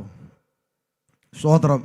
ഞാനും ഈ ചിലതിനെ വിമർശിച്ച് സംസാരിച്ചപ്പോൾ ഇവിടുത്തെ കേരളത്തിലെ അറിയപ്പെടുന്നൊരു വലിയ പുള്ളിയുടെ ഡ്രൈവറെ 3 പ്രാവശ്യം എൻ്റെ വീട്ടിൽ വിട്ടു. 3 പ്രാവശ്യം എൻ്റെ എന്തിനാ വിട്ടെന്നറിയോ? ഞങ്ങളുടെ ബ്രദറിന് ഷമീർ പാസ്റ്റർ കൂടെ ഒരു ഡിന്നർ കഴിക്കണമെന്ന് ആഗ്രഹമുണ്ടെന്ന് എൻ്റെ കൂടെ. ഞാൻ പറഞ്ഞു അങ്ങനെ ഒരു സീൻ ഹിന്ദി സിനിമയെ പോലും കാണിച്ചിട്ടില്ല, പൊക്കോളാൻ പറഞ്ഞു. ഞാൻ ഈ ഗുരുപദേശകന്മാരുടെ കൂടെ ഡിന്നർ ചുമ്മാ ഒന്ന് മൂളിയെങ്കിൽ നമുക്കും സ്ഥാനമാനങ്ങളും ആവശ്യമുള്ളിടത്തൊക്കെ എത്താൻ ദൈവമക്കളെ. ഒരു കാര്യം മനസ്സിലാക്കിക്കോണം, ഇതെല്ലാം കിട്ടിയിട്ട് മേപ്പോട്ട് ചെല്ലുമ്പോൾ നിത്യത നഷ്ടപ്പെട്ടാൽ ഇവിടെ ആരുടെ കൂടെ നിന്ന് എന്തൊക്കെ സിന്താപ വിളിച്ചാലും ഈങ്കില വിളിച്ചാലും മേപ്പോട്ട് പോകാതിരുന്നാൽ ഒരു പ്രയോജനവും ഇല്ലെന്ന് മനസ്സിലാക്കിക്കോണം. അത്രമാത്രമേ ഞാനിപ്പോൾ പറയുന്നുള്ളൂ.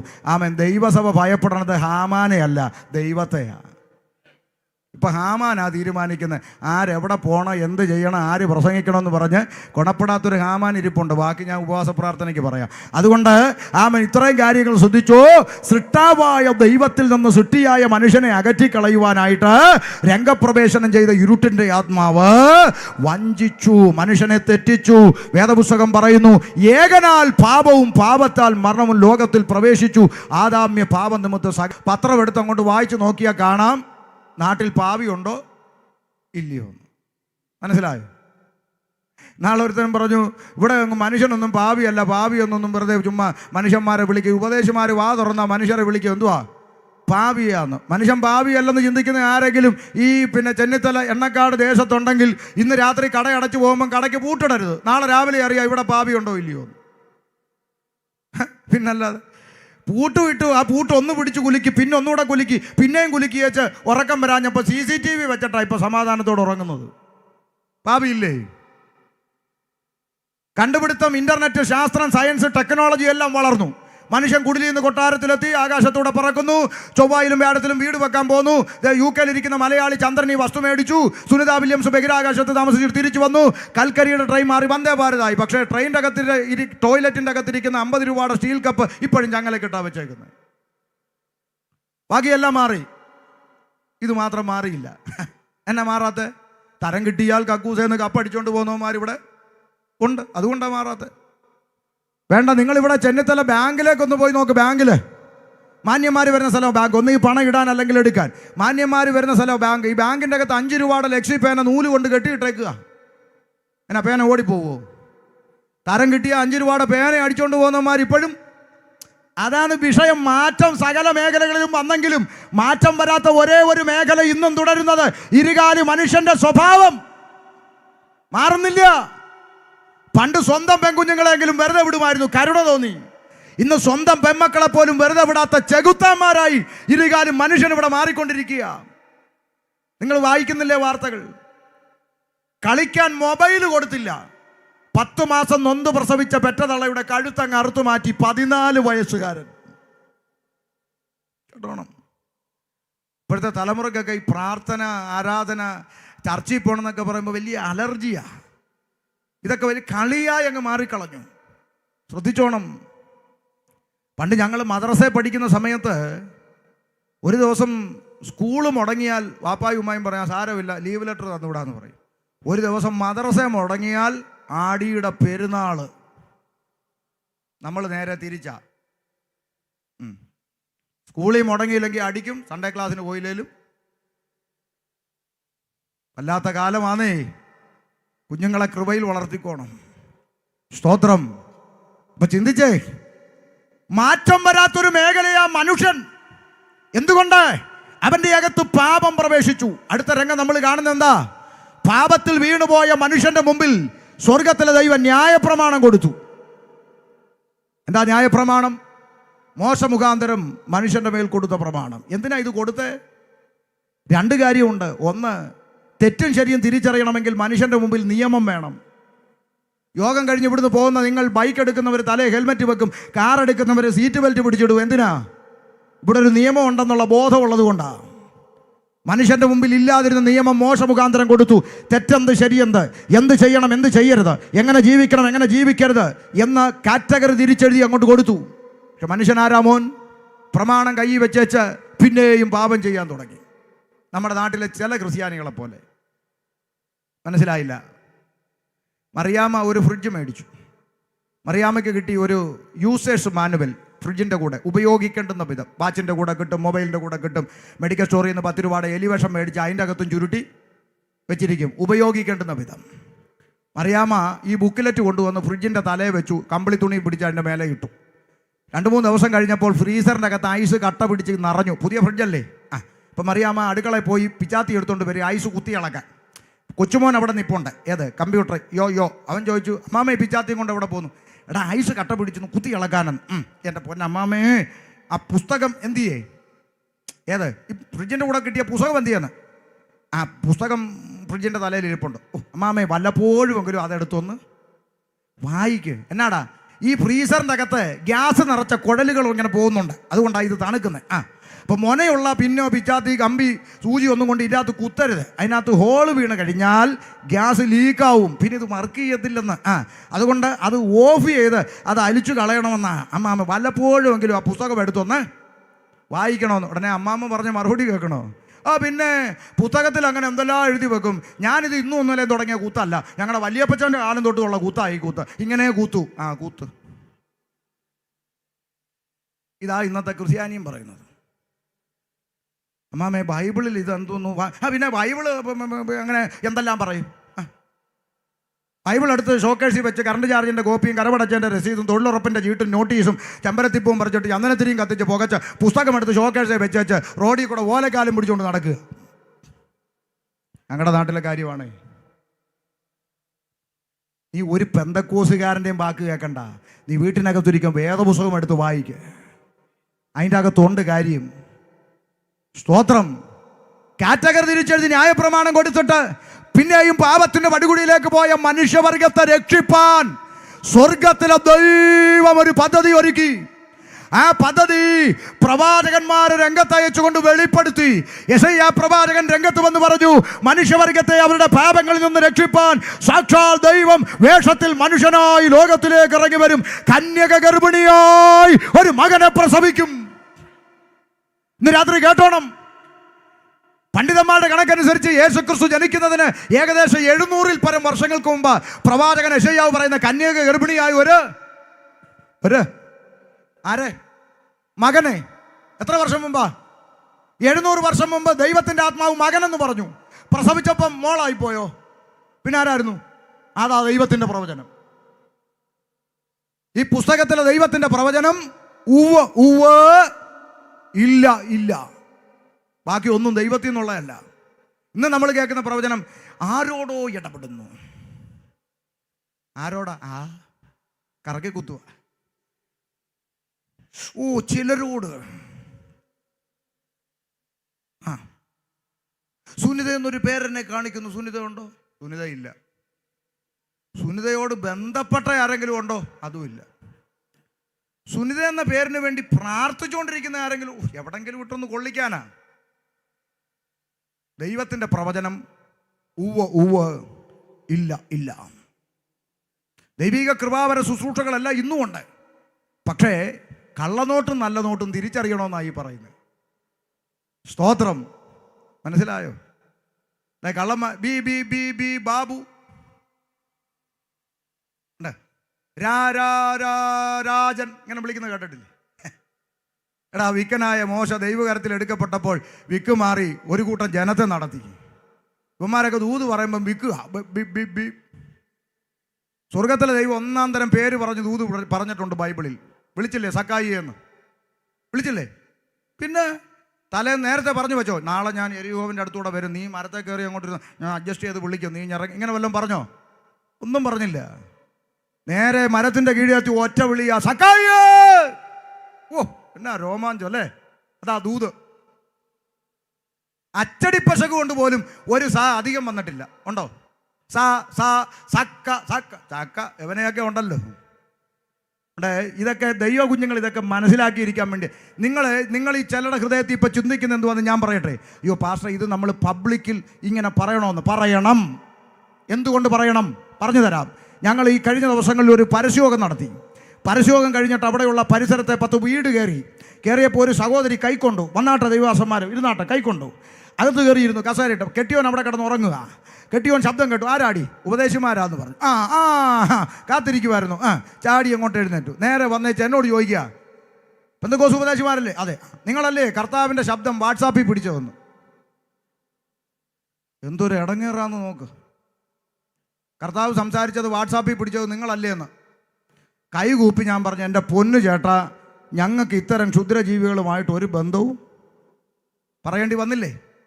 ഞാൻ ദൈവദാസന്മാരോട് പറയുന്നു, ഇനിയുള്ള കാലം നമ്മളിത് പറഞ്ഞില്ലെങ്കിൽ പൊതുസമൂഹം കാണുന്നത് ഇതെല്ലാം പെന്തക്കോസാന്ന.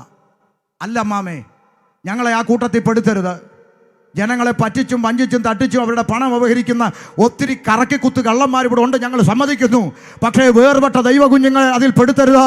കർത്താവിൻ്റെ വരവിനായി വിശുദ്ധിയും വേർപാടും സൂക്ഷിച്ച് ആത്മാർത്ഥതയോടെ അലഞ്ഞു തിരിഞ്ഞ് കർത്താവിൻ്റെ വേല ചെയ്ത് ഒരാത്മാവിനെ നേടിയെടുക്കാൻ പൊടിയും പുകയും സഹിച്ച് സുവിശേഷ വിരോധികളുടെ ആക്രമണമേറ്റ് സ്വന്തമായി ഇന്നും ഒരു കിടപ്പാട് സ്വന്തം കുഞ്ഞുങ്ങൾക്ക് ഉണ്ടാക്കി കൊടുക്കാൻ കഴിയാതെ സഭാ ഹോളുകൾ പണിത് മാറി മാറി സഞ്ചരിക്കുന്ന ഒരു കൂട്ടം ദൈവദാസന്മാരും ദൈവ കുഞ്ഞുങ്ങളുമുണ്ട്. അവരെ ആ കൂട്ടത്തിൽ പെടുത്തരുത്. അതുകൊണ്ട് ഞാനത് പറയും. നമ്മുടെ ദൈവദാസന്മാരത് പറയാൻ തയ്യാറാകണം.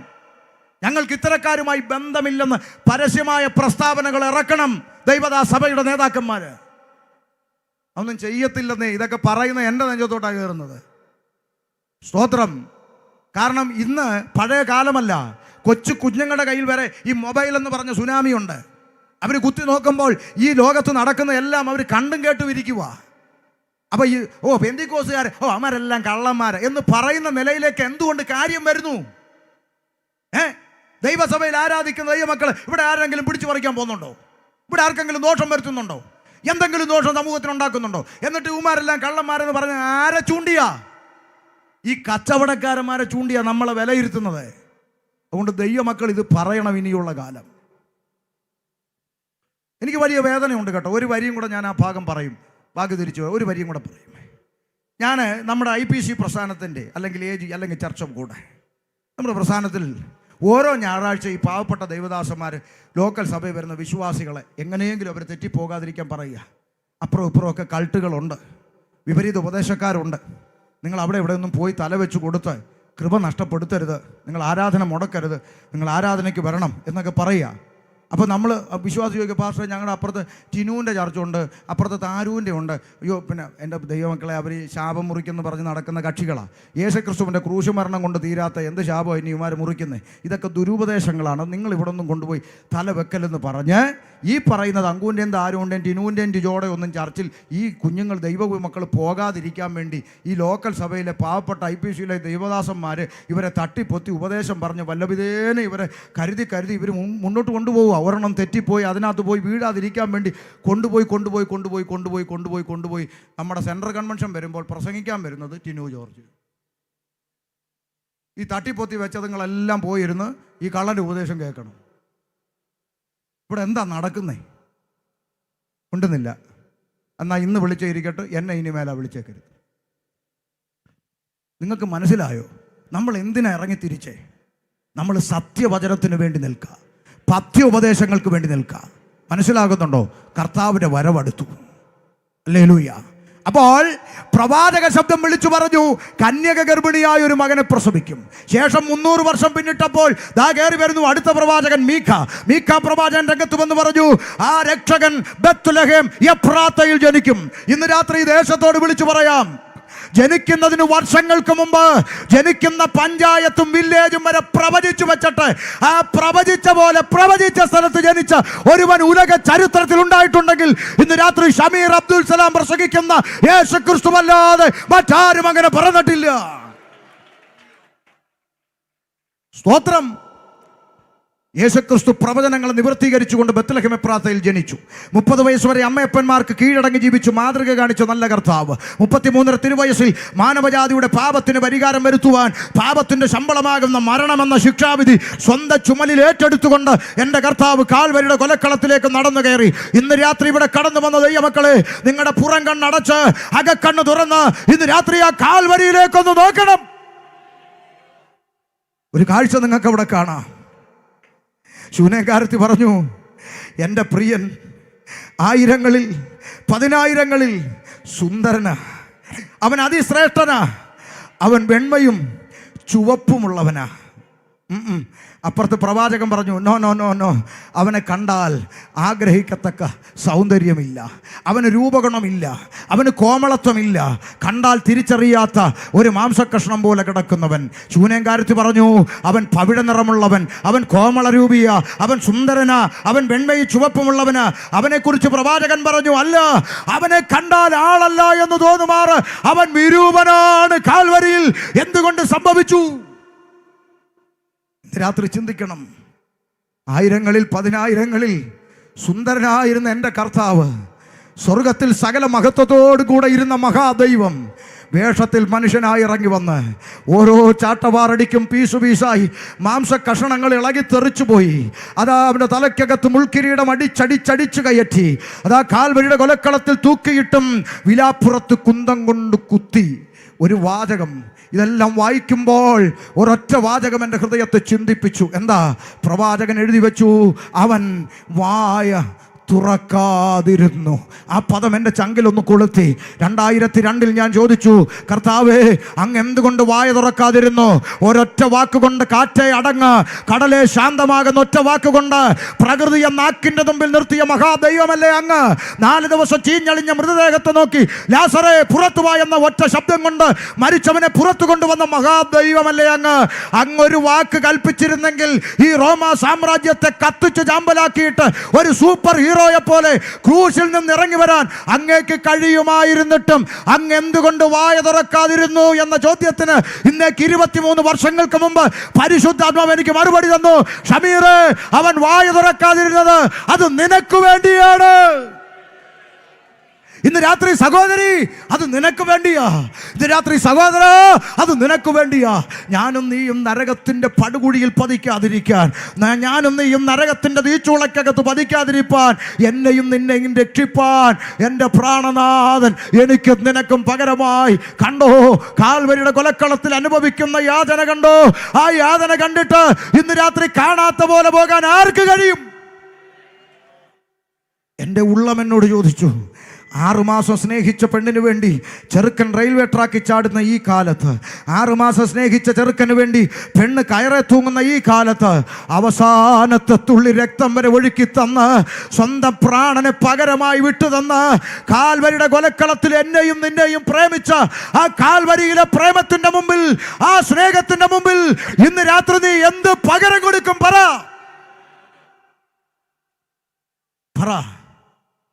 എത്ര റെയിൽവേ ട്രാക്കിൽ ചാടിയ പകരമാകും? എത്ര കയറെ തൂങ്ങിയ പകരമാകും? അതുകൊണ്ടാണ് ഞാൻ ആദ്യം ഒരു വാക്ക് പറഞ്ഞത്. എനിക്ക് വേണ്ടി മരിച്ച എൻ്റെ കർത്താവിന് വേണ്ടി 1 അല്ല 9 വട്ടം ചാകാൻ തയ്യാറായിട്ടാ ഈ ശുശ്രൂഷയിലേക്ക് ഇറങ്ങിയത്. മൂക്കി ശ്വാസമുള്ള ഒരുത്തനെയും പേടിക്കത്തില്ല. ഭയപ്പെടുവാൻ ഒരുത്തനേ ഉള്ളൂ, ദൈവത്തെ മാത്രം. ദൈവത്തെ അല്ലാതെ ഈ ഭൂമിയിലും മൂക്കി ശ്വാസമുള്ള ഒരുത്തനെയും ഭയപ്പെടരുത്. സ്തോത്രം. എന്നെ ഇന്നെയും പാപത്തിൻ്റെ പടുകുഴിയിൽ നിന്ന് രക്ഷിപ്പാൻ സാക്ഷാൽ ദൈവമായവൻ ക്രൂശിൽ വായ തുറക്കാതിരുന്നു. നമുക്ക് വേണ്ടി അവൻ പ്രാണനെ അർപ്പിച്ചു. കഴിഞ്ഞ ദിവസങ്ങളിൽ ഒരു സഹോദരി ഫോൺ വിളിച്ചു.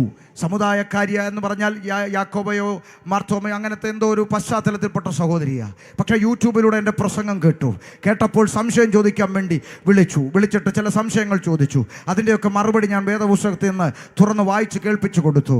എന്നിട്ട് ഞാൻ പറഞ്ഞു, സഹോദരി, ഞാൻ ഒരു ചോദ്യം മാത്രം അങ്ങോട്ട് ചോദിക്കും, അതിൻ്റെ മറുപടി വീട്ടിൽ പോയി നന്നായി ആലോചിച്ചിട്ട് എപ്പോഴെങ്കിലും എന്നെ വിളിച്ച് പറയണം. ഒരേ ഒരു ചോദ്യം മാത്രം. എന്താ?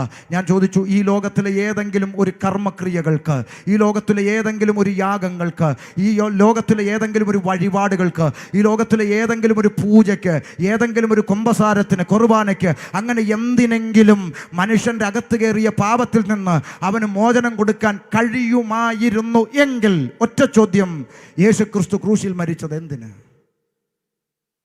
ആലോചിച്ചിട്ട് പറയണമെന്ന് പറഞ്ഞു. അങ്ങനെ എന്തിനെങ്കിലും പറ്റുമായിരുന്നെങ്കിൽ സ്വർഗത്തിൽ മഹത്വത്തോടു കൂടി ഇരുന്നവൻ ഭൂമിയിൽ വന്ന് മരിക്കേണ്ട ആവശ്യം എന്താ? സ്വർഗത്തിലിരുന്ന തലയ്ക്ക് ചൂടടിച്ചപ്പം ഭൂമിയിൽ പോയെന്ന് ചത്തേക്കാന്ന് വിചാരിച്ച് അങ്ങനെ വന്നയാണോ? അല്ല ദൈവമക്കളെ. ഈ ലോകത്തിലെ ഒന്നിനും നമ്മുടെ പാപത്തിൽ നിന്ന് നമ്മെ മോചിപ്പിക്കാൻ കഴിയാതെ അമ്പയെ പരാജയം സമ്മതിച്ചപ്പോൾ ആമേൻ അവൻ പറഞ്ഞു, ഇതാ ഞാൻ വരുന്നു, ഇതാ ഞാൻ വരുന്നു പിതാവേ, ആമേൻ ഞാനിതാ തയ്യാറാണ് മനുഷ്യവർഗത്തെ പാപത്തിന്റെ പടികുടിയിൽ നിന്ന് രക്ഷിപ്പാൻ, ഇതാ എൻ്റെ പ്രാണനെ കൊടുക്കാൻ മനുഷ്യപുത്രൻ തയ്യാറാണെന്ന് പറഞ്ഞുകൊണ്ട് ലോകത്തിലേക്ക് ഇറങ്ങി വന്ന മഹാദൈവം അവനാണ് ഞാൻ പ്രസംഗിക്കുന്ന യേശുക്രിസ്തു. അരിമത്യക്കാരനായ യോസെഫിന്റെ കല്ലറയ്ക്കൽ യേശുക്രിസ്തുവിന്റെ ഭൗതിക ശരീരം അടക്കം ചെയ്തു. ഇന്ന് രാത്രി ചെന്നിത്തലയോട് പറയാം, 3 ആണി കൊണ്ട് അരിമത്യക്കാരനായ യോസെഫിന്റെ കല്ലറ കൊണ്ട് എൻ്റെ യേശു അവസാനിച്ചിരുന്നെങ്കിൽ, 3 ആണി കൊണ്ട് അവസാനിച്ച യേശുവിനെ പ്രസംഗിക്കാൻ ഷമീർ വരത്തില്ല. ചെന്നിത്തലയിൽ 3 ആണി കൊണ്ട് അവസാനിച്ച യേശുവിന് വേണ്ടി പാടാൻ ഇവിടെ ഒരു കൊയർ ടീം രൂപപ്പെടത്തില്ല. 3 ആണി കൊണ്ട് അവസാനിച്ച യേശുവിനെ ഉയർത്താൻ ഈ മുറ്റത്തൊരു കൺവെൻഷൻ പന്തൽ ഉയരത്തില്ല. പിന്നെ എന്തുകൊണ്ട് ഞങ്ങൾ പാടുന്നു? എന്തുകൊണ്ട് പ്രസംഗിക്കുന്നു? ഞങ്ങൾ പാടുന്നതും പ്രസംഗിക്കുന്നതും കുമ്പനാട്ടും എടത്തുവായിലും മലയിലും കുരിശുമലയിലും അടഞ്ഞു കിടക്കുന്ന ഒരു കല്ലറ വാതിക്കലല്ല, കണ്ണാടി കൂടിന് മുമ്പിലല്ല, മറുചൂലക മഹാന്മാരകിലരും ഒരുപോൽ കല്ലറക്കകത്തൊടുങ്ങി ഒതുങ്ങിപ്പോയപ്പോൾ ഇന്ന് രാത്രി ഞാൻ പ്രസംഗിക്കുന്ന യേശുക്രിസ്തു പാതാളത്തെ ജയിച്ചു, മരണത്തെ ജയിച്ചു, ലോകത്തെ ജയിച്ചു, പിശാചിനെ ജയിച്ചു. യേശുക്രിസ്തു ഉയർത്തെഴുന്നേറ്റു. ഹല്ലേലൂയ. ആ യേശു ഇന്നും ജീവിക്കുന്നു. ഉയർത്തെഴുന്നേറ്റ കർത്താവായ യേശുക്രിസ്തു തന്നെ അനുഗമിച്ച ശിഷ്യന്മാർക്ക് പ്രത്യക്ഷനായിക്കൊണ്ട് ഒരു അന്ത്യ കൽപ്പന കൈമാറി. വായിക്കാം. മർക്കോസിന്റെ സുവിശേഷം 16-ാം അധ്യായം 15-ാം വാക്യം വേഗത്തിൽ വായിച്ചാട്ടെ. 16-15. പിന്നെ അവൻ അവരോട്, നിങ്ങൾ ഭൂലോകത്തിലൊക്കെയും പോയി സകല സൃഷ്ടിയോടും സുവിശേഷം പ്രസംഗിപ്പിക്കും. ശ്രദ്ധിച്ചേ, ഉയർത്തെഴുന്നേറ്റ കർത്താവായ യേശുക്രിസ്തുവിന്റെ അന്ത്യകൽപ്പന, മാമേ, അപേക്ഷയല്ല അച്ഛാ, അപേക്ഷയല്ല, ഓർഡർ. പുറപ്പെട്ട് സകല സൃഷ്ടിയോടും സുവിശേഷം പ്രസംഗിക്കണം. അതാ ഞങ്ങൾ ചെയ്യുന്നത്. നാട്ടുകാർ പറയും, ഉമാർക്ക് വേറെ ജോലിയും കൂലിയും ഒന്നും, ചുമ്മാ റോഡേ നടന്ന് തൊണ്ട കീറുക. ജോലിയും കൂലിയും ഇല്ലാഞ്ഞിട്ടല്ല, പ്രാണനെ തന്നവൻ്റെ കൽപ്പനയായത്. പുറപ്പെട്ട് സകല സൃഷ്ടിയോട് സുവിശേഷം അറിയിക്കണം. ഈ അന്ത്യകൽപ്പന കൈമാറിയിട്ട് കർത്താവ് ഒലിവുമലയിൽ രൂപാന്തരം പ്രാപിപ്പാൻ ഒലിവുമലയിൽ കയറി നിന്നു. കേട്ടോണം, ശിഷ്യന്മാർ തല ഉയർത്തി നിൽക്കുമ്പോൾ കർത്താവ് രൂപാന്തരപ്പെട്ട് അവരുടെ കണ്ണിന് മറഞ്ഞു. സ്വർഗത്തിൽ നിന്ന് വെള്ളവസ്ത്രം ധരിച്ച് ദൂതന്മാർ ഇറങ്ങി വന്ന് തല ഉയർത്തി നിൽക്കുന്ന ശിഷ്യന്മാരോട് പറഞ്ഞ വാചകം വായിക്കാം. പ്രവൃത്തി 1:11 വായിച്ചാട്ടെ. പ്രവൃത്തി 1:11 രണ്ട് ഭാഗവും കൂടെ വായിച്ച് നമുക്ക് അവസാനിപ്പിക്കാം. വായിച്ചാട്ടെ. പ്രവൃത്തി 1:11 വേഗത്തിൽ. ഗലീല പുരുഷന്മാരെ, ഗലീല പുരുഷന്മാരെ, നിങ്ങൾ ആകാശത്തിലേക്ക് നോക്കി നിൽക്കുന്നത് എന്ത്? നിങ്ങൾ ആകാശത്തിലേക്ക് നോക്കി നിൽക്കുന്നത് എന്ത്? നിങ്ങളെ വിട്ട് സ്വർഗാരോഹണം ചെയ്ത നിങ്ങളെ വിട്ട് സ്വർഗാരോഹണം ചെയ്ത ഈ യേശുവിനെ സ്വർഗത്തിലേക്ക് പോകുന്നവനായി നിങ്ങൾ കണ്ടതുപോലെ തന്നെ അവൻ വീണ്ടും വരും. ഇന്ന് രാത്രി ചെന്നിത്തലയോട് ഞങ്ങൾ വിളംബരം ചെയ്യുന്നു, യേശു ക്രിസ്തു വീണ്ടും മടങ്ങി വരും. സ്തോത്രം. യുദ്ധങ്ങളും യുദ്ധശ്രുതികളും ഒക്കെ കേൾക്കുന്നുണ്ടേ. ആളുകളൊക്കെ പേടിക്കുക എന്ത് സംഭവിക്കുമെന്ന്. പ്രാർത്ഥിക്കുന്ന ദൈവ കുഞ്ഞുങ്ങൾ കുലുങ്ങത്തില്ല. പേടിക്കേണ്ട സമയമല്ല, ഒരുങ്ങേണ്ട സമയമാ. കാഹളം മുടങ്ങാറായി, കർത്താവ് വരാറായി. അതുകൊണ്ട് വിടേണ്ടതൊക്കെ വിട്ടുകളഞ്ഞ്, ആമേ മുറുകെ പറ്റുന്നതൊക്കെ വിട്ടുകളഞ്ഞ് കർത്താവിന്റെ വരവിൽ എടുക്കപ്പെടുവാൻ വിശുദ്ധിയും വേർപാടും തികച്ചുകൊണ്ട് ഒന്ന് ഒരുങ്ങിയിരുന്നു. താമസം വിനാ കാഹളം ധ്വനിക്കും, താമസം വിനാ കാഹളം ധ്വനിക്കും. എന്റെ കർത്താവ് മടങ്ങി വരും. സ്തോത്രം. ഈ ദൂതന്മാരുടെ പ്രവചനം കേട്ട ശിഷ്യന്മാർ എന്ത് ചെയ്തു എന്നുള്ളതും കൂടെ വായിച്ച നമ്മൾ അവസാനിപ്പിക്കാൻ പോകുന്ന. വായിച്ചാട്ടെ, താഴോട്ട് വായിച്ചാട്ടെ. പുസ്തകത്തിൽ എല്ലാവരും ശ്രദ്ധിച്ചു നോക്കണം. ഇത് അങ്ങനെ തന്നെ ആണോ അതോ പെന്തിക്കോസുകാർ കയ്യെന്നിട്ട് പറയുന്നതാണോ എന്ന് പുസ്തകത്തെ നോക്കിക്കോണം. വായിര് താഴോട്ട്. അവർ യെരൂശലേമിന് സമീപത്ത് ഒരു ശബത്ത് ദിവസത്തെ വഴിദൂരമുള്ള ഒലിവ് മല വിട്ട് യെരൂശലേമിലേക്ക് മടങ്ങിപ്പോന്നു. ശ്രദ്ധിച്ച്, നിങ്ങളെല്ലാം ശ്രദ്ധിച്ചോണം പുസ്തകത്തിലുള്ളതാണോ എന്ന്. ശിഷ്യന്മാര് ഒലിവ് മല വിട്ട് ഒരു ശബത്ത് ദിവസത്തെ വഴിദൂരമുള്ള ഒലിവ് മല വിട്ട് തിരിച്ച് യെരൂശലേമിലേക്ക് മടങ്ങി വന്നു. ഇനി ശ്രദ്ധിച്ച്, യെരൂശലേമിൽ വന്നിട്ട് അവർ എന്ത് ചെയ്തു? വായിര്. അവിടെ എത്തിയപ്പോൾ അവർ പാർത്ത മാളിക മുറിയിൽ കയറിപ്പോയി. അങ്ങനെ തന്നെയാണോ എല്ലാവരുടെയും പുസ്തകത്തിൽ? അവർ അവിടെ എത്തിയപ്പോൾ പാർത്ത മാളിക മുറിയിൽ കയറിപ്പോയി. ഇനി ശ്രദ്ധിച്ച് കാതു തുറന്ന് കേട്ടോണം. മേപ്പോട്ട് കയറിപ്പോയവരുടെ പേര് വിവരങ്ങൾ പരിശുദ്ധാത്മാവ് പുസ്തകത്തിൽ എഴുതിയിട്ടുണ്ട്. വായിച്ചുകൂടെ. നിർത്തി. പത്രോസ്. ആരാ പത്രോസ്? ഒന്നാമത്തെ പോപ്പ്, മാർപ്പാപ്പ എന്നൊക്കെ നാട്ടിലെ ക്രിസ്ത്യാനികൾ വിശ്വസിക്കും. നല്ലതാ, തെറ്റൊന്നുമില്ല, ഇരിക്കട്ടെ. ഒന്നാമത്തെ പോപ്പ് പത്രോസ്. പിന്നെ യോഹന്നാൻ, യാക്കോബ്, അന്ത്രയോസ്, ഫിലിപ്പോസ്, തോമസ് ലീഹ, ബർത്തോലോമായി, മത്തായി, അൽഫയുടെ മകനായ യാക്കോബ്, എരിവുകാരനായ ശീമോൻ, യാക്കോബിന്റെ മകനായ യൂദാസ് ലീഹ, ഇവരെല്ലാവരും സ്ത്രീകളോടും യേശുവിന്റെ അമ്മയായ മറിയയോടും അവന്റെ സഹോദരന്മാരോടും കൂടെ ഒരുമനപ്പെട്ട് പ്രാർത്ഥന കഴിച്ചു പോന്നു. ഒരു വള്ളിയോ പുള്ളിയോ കൂട്ടിയോ? പുസ്തകത്തിലുള്ളതല്ലേ വായിച്ച ദൈവദാസൻ? കയറിപ്പോയവരുടെ ലിസ്റ്റ് അങ്ങനെ തന്നെ ആണോ എല്ലാവരുടെയും ബൈബിളിൽ? ആണോ? അങ്ങോട്ട് കയറിപ്പോയവരുടെ ലിസ്റ്റ് കണ്ടോ? പത്രോസ്, യോഹന്നാൻ, യാക്കോബ്, അന്ത്രയോസ്, ഫിലിപ്പോസ്, തോമസ്, ബർത്തോലോമായി, മത്തായി, അൽഫയുടെ മകനായ യാക്കോബ്, എരിവുകാരനായ ശീമോൻ, യാക്കോബിന്റെ മകനായ യൂദ, ഇവരെല്ലാവരും സ്ത്രീകളോടും യേശുവിന്റെ അമ്മയായ മറിയയോടും അവന്റെ സഹോദരങ്ങളോടും ഒരുമനപ്പെട്ട് പ്രാർത്ഥന കഴിച്ചു പോന്നു. അങ്ങനെ തന്നെ അങ്ങനെ പ്രാർത്ഥിച്ചുകൊണ്ടിരുന്നപ്പോൾ എന്തോ സംഭവിച്ചു? 2-ാം അധ്യായം 1-ാം വാക്യം. പെന്തക്കോസ്ത് നാൾ വന്നപ്പോൾ അവർ മര്യാദയ്ക്ക് അങ്ങനെ പ്രാർത്ഥിച്ചുകൊണ്ടിരുന്നപ്പോൾ അവരുടെ ഇടയിലോട്ട് കുറച്ച് പെന്തക്കോസ് കാർ വന്നപ്പോൾ. അങ്ങനെയാണോ അമ്മാമേ? മുണ്ടുന്നില്ല. ആണോ? പെന്തക്കോസ് കാർ ആണോ? അങ്ങനെ ഒരു കാറുമില്ല അമ്മച്ചി. പെന്തക്കോസ് നാൾ അതെന്തുവാ? 50-ാം പെരുന്നാൾ, ഡേ ഓഫ് പെന്തക്കോസ്റ്റ്, പന്തക്കുസ്ത പെരുന്നാൾ ദിവസം വന്നപ്പോൾ എല്ലാവരും ഒരു സ്ഥലത്ത് ഒന്നിച്ചു കൂടിയിരുന്നു. ആരാ എല്ലാവരും? പത്രോസ്, യാക്കോബ്, യോഹന്നാൻ, അന്ത്രയോസ്, ഫിലിപ്പോസ്, തോമസ്, ബർത്തോലോമായി, മത്തായി, അൽഫയുടെ മകനായ യാക്കോബ്, എരിവുകാരനായ ശീമോൻ, യാക്കോബിന്റെ മകനായ യൂദ, ഇവരെല്ലാവരും സ്ത്രീകൾ, യേശുവിന്റെ അമ്മ മറിയ, സഹോദരങ്ങൾ എല്ലാവരും ഒരുമിച്ച് കൂടിയിരുന്നു. പെട്ടെന്ന് കൊടിയ കാറ്റടിക്കുന്ന പോലെ ആകാശത്തുനിന്നൊരു മുഴക്കമുണ്ടായി. അവർ ഇരുന്നിരുന്ന വീട് മുഴുവനും നിറച്ചു. അഗ്നിജ്വാല പോലെ പിളർന്നിരിക്കുന്ന നാവുകൾ അവർക്ക് പ്രത്യക്ഷമായി അവരിൽ ഓരോരുത്തരുടെ മേൽ പതിഞ്ഞു. അടുത്ത വാക്ക്, എല്ലാവരും പരിശുദ്ധാത്മാവ് നിറഞ്ഞവരായി. ആത്മാവ് അവർക്ക് ഉച്ചരിപ്പാൻ നൽകിയതുപോലെ അന്യഭാഷകളിൽ സംസാരിച്ചു തുടങ്ങി. എന്ത് സംസാരിക്കാൻ തുടങ്ങി? നിങ്ങൾ പറ. അന്യഭാഷ പറയാൻ തുടങ്ങി. അന്യഭാഷ പറയുന്ന കൂട്ടത്തെ ആ നാട്ടുകാരെന്തോ വിളിക്കുന്നത് പെന്തക്കോസ്. അങ്ങനെയാണെങ്കിൽ 1-ാമത്തെ പെന്തിക്കോസുകാരി മറിയ എന്നാ ഉണ്ടാത്? 1-ാമത്തെ പെന്തക്കോസുകാരൻ പത്രോസ് ലീഗ, 1-ാമത്തെ പെന്തക്കോസുകാരൻ തോമസ് ലീഗ. ഇവരൊക്കെ കലവില പറഞ്ഞെന്നല്ലയോ വായിച്ചേ? ഉണ്ടെന്നില്ലല്ലോ. അതുകൊണ്ട് പെന്തിക്കോസുകാർക്ക് അമ്മയില്ലെന്ന് ആരെങ്കിലും പറഞ്ഞാൽ നേരെ നിന്ന് പറയണം, നിങ്ങളുടെ വള്ളി ഫോട്ടോയല്ലേ ഉള്ളൂ, ഞങ്ങളുടെ കൂടെ ജീവനോടിരുന്ന അന്യഭാഷ പറഞ്ഞ പാരമ്പര്യം ഇവിടെ കിടക്കുക. പത്രോസും യാക്കോബും യോഹന്നാനും അന്ത്രയോസും ഫിലിപ്പോസും തോമസും ബർത്തോലോമായി അമ്മ മറിയ ഉൾപ്പെടെ അന്യഭാഷകളിൽ സംസാരിക്കാൻ തുടങ്ങി.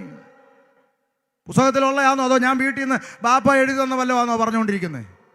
പുസ്തകത്തിലുള്ളതാ. ആകാശം മാറിയാലും ഭൂമി ഒഴിഞ്ഞു പോയാലും മാറ്റം വരാത്ത തിരുവചനം. കണ്ണ് തുറന്ന് കാണണം, ചെവി തുറന്ന് കേൾക്കണം.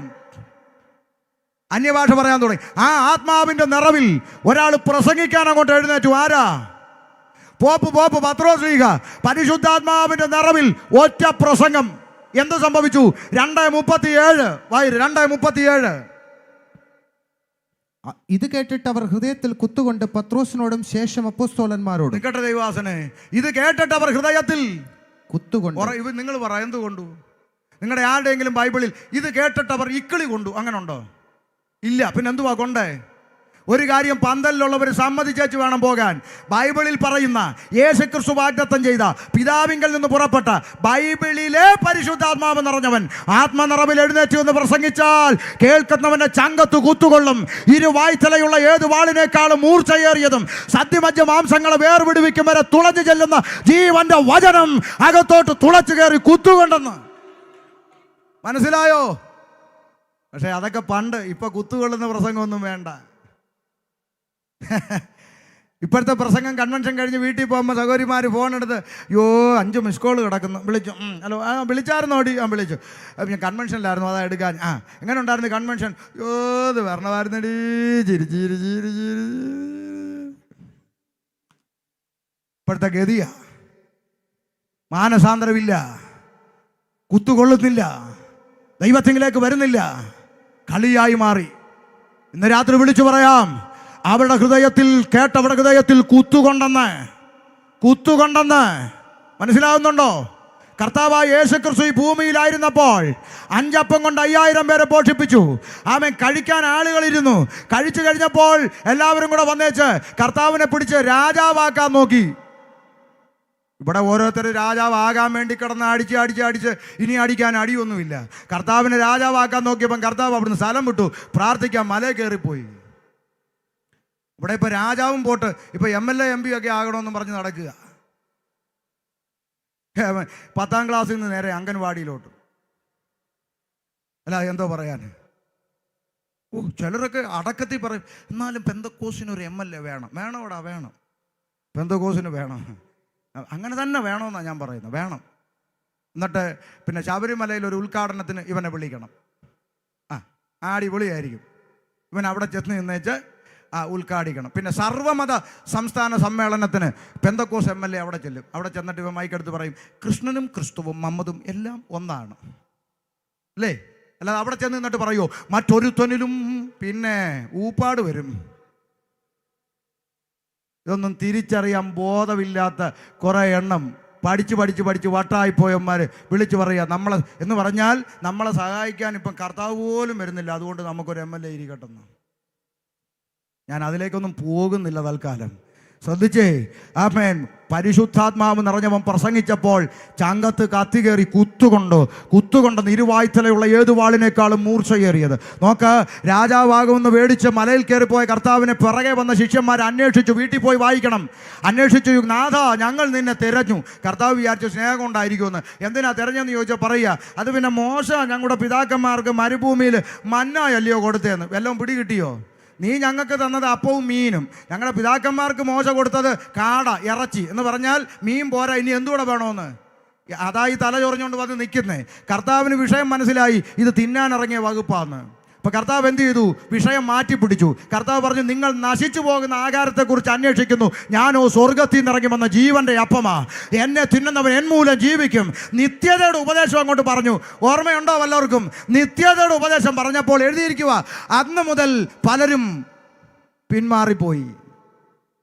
പോയവരെ പറഞ്ഞിട്ട് രസമായിരുന്നു. രസവാ, ഇപ്പൊ രസവാ. ഇവിടെ വായിച്ചത് അങ്ങനല്ല. കേട്ടവരുടെ ചങ്കത്ത് കുത്തുകൊണ്ടവരെല്ലാം കൂടെ എന്ത് ചെയ്തു? പ്രസംഗിച്ച ഉപദേശിയുടെ കൊങ്ങാക്കി പിടിച്ചെന്നാണോ? അല്ല, പിന്നെന്തുവാ? വായിച്ചുകൂടെ. ആ ഭാഗം വായിച്ച് നമ്മൾ ആരാധിക്കാൻ പോവാ. വായിര്. ഇത് കേട്ടിട്ട് അവർ ഹൃദയത്തിൽ കുത്തുകൊണ്ട് പത്രോസിനോടും ശേഷം അപ്പോസ്തലന്മാരോടും, സഹോദരന്മാരായ പുരുഷന്മാരെ, ഞങ്ങൾ എന്ത് ചെയ്യേണ്ടുവെന്ന് ചോദിച്ചു. അയ്യോ സഹോദരന്മാര്, നിങ്ങൾ അവിടെ നിന്ന് ഓരോ വചനവും പ്രസംഗിക്കുമ്പോൾ എന്റെ ചങ്കത്ത് കത്തി കയറുകയായിരുന്നു.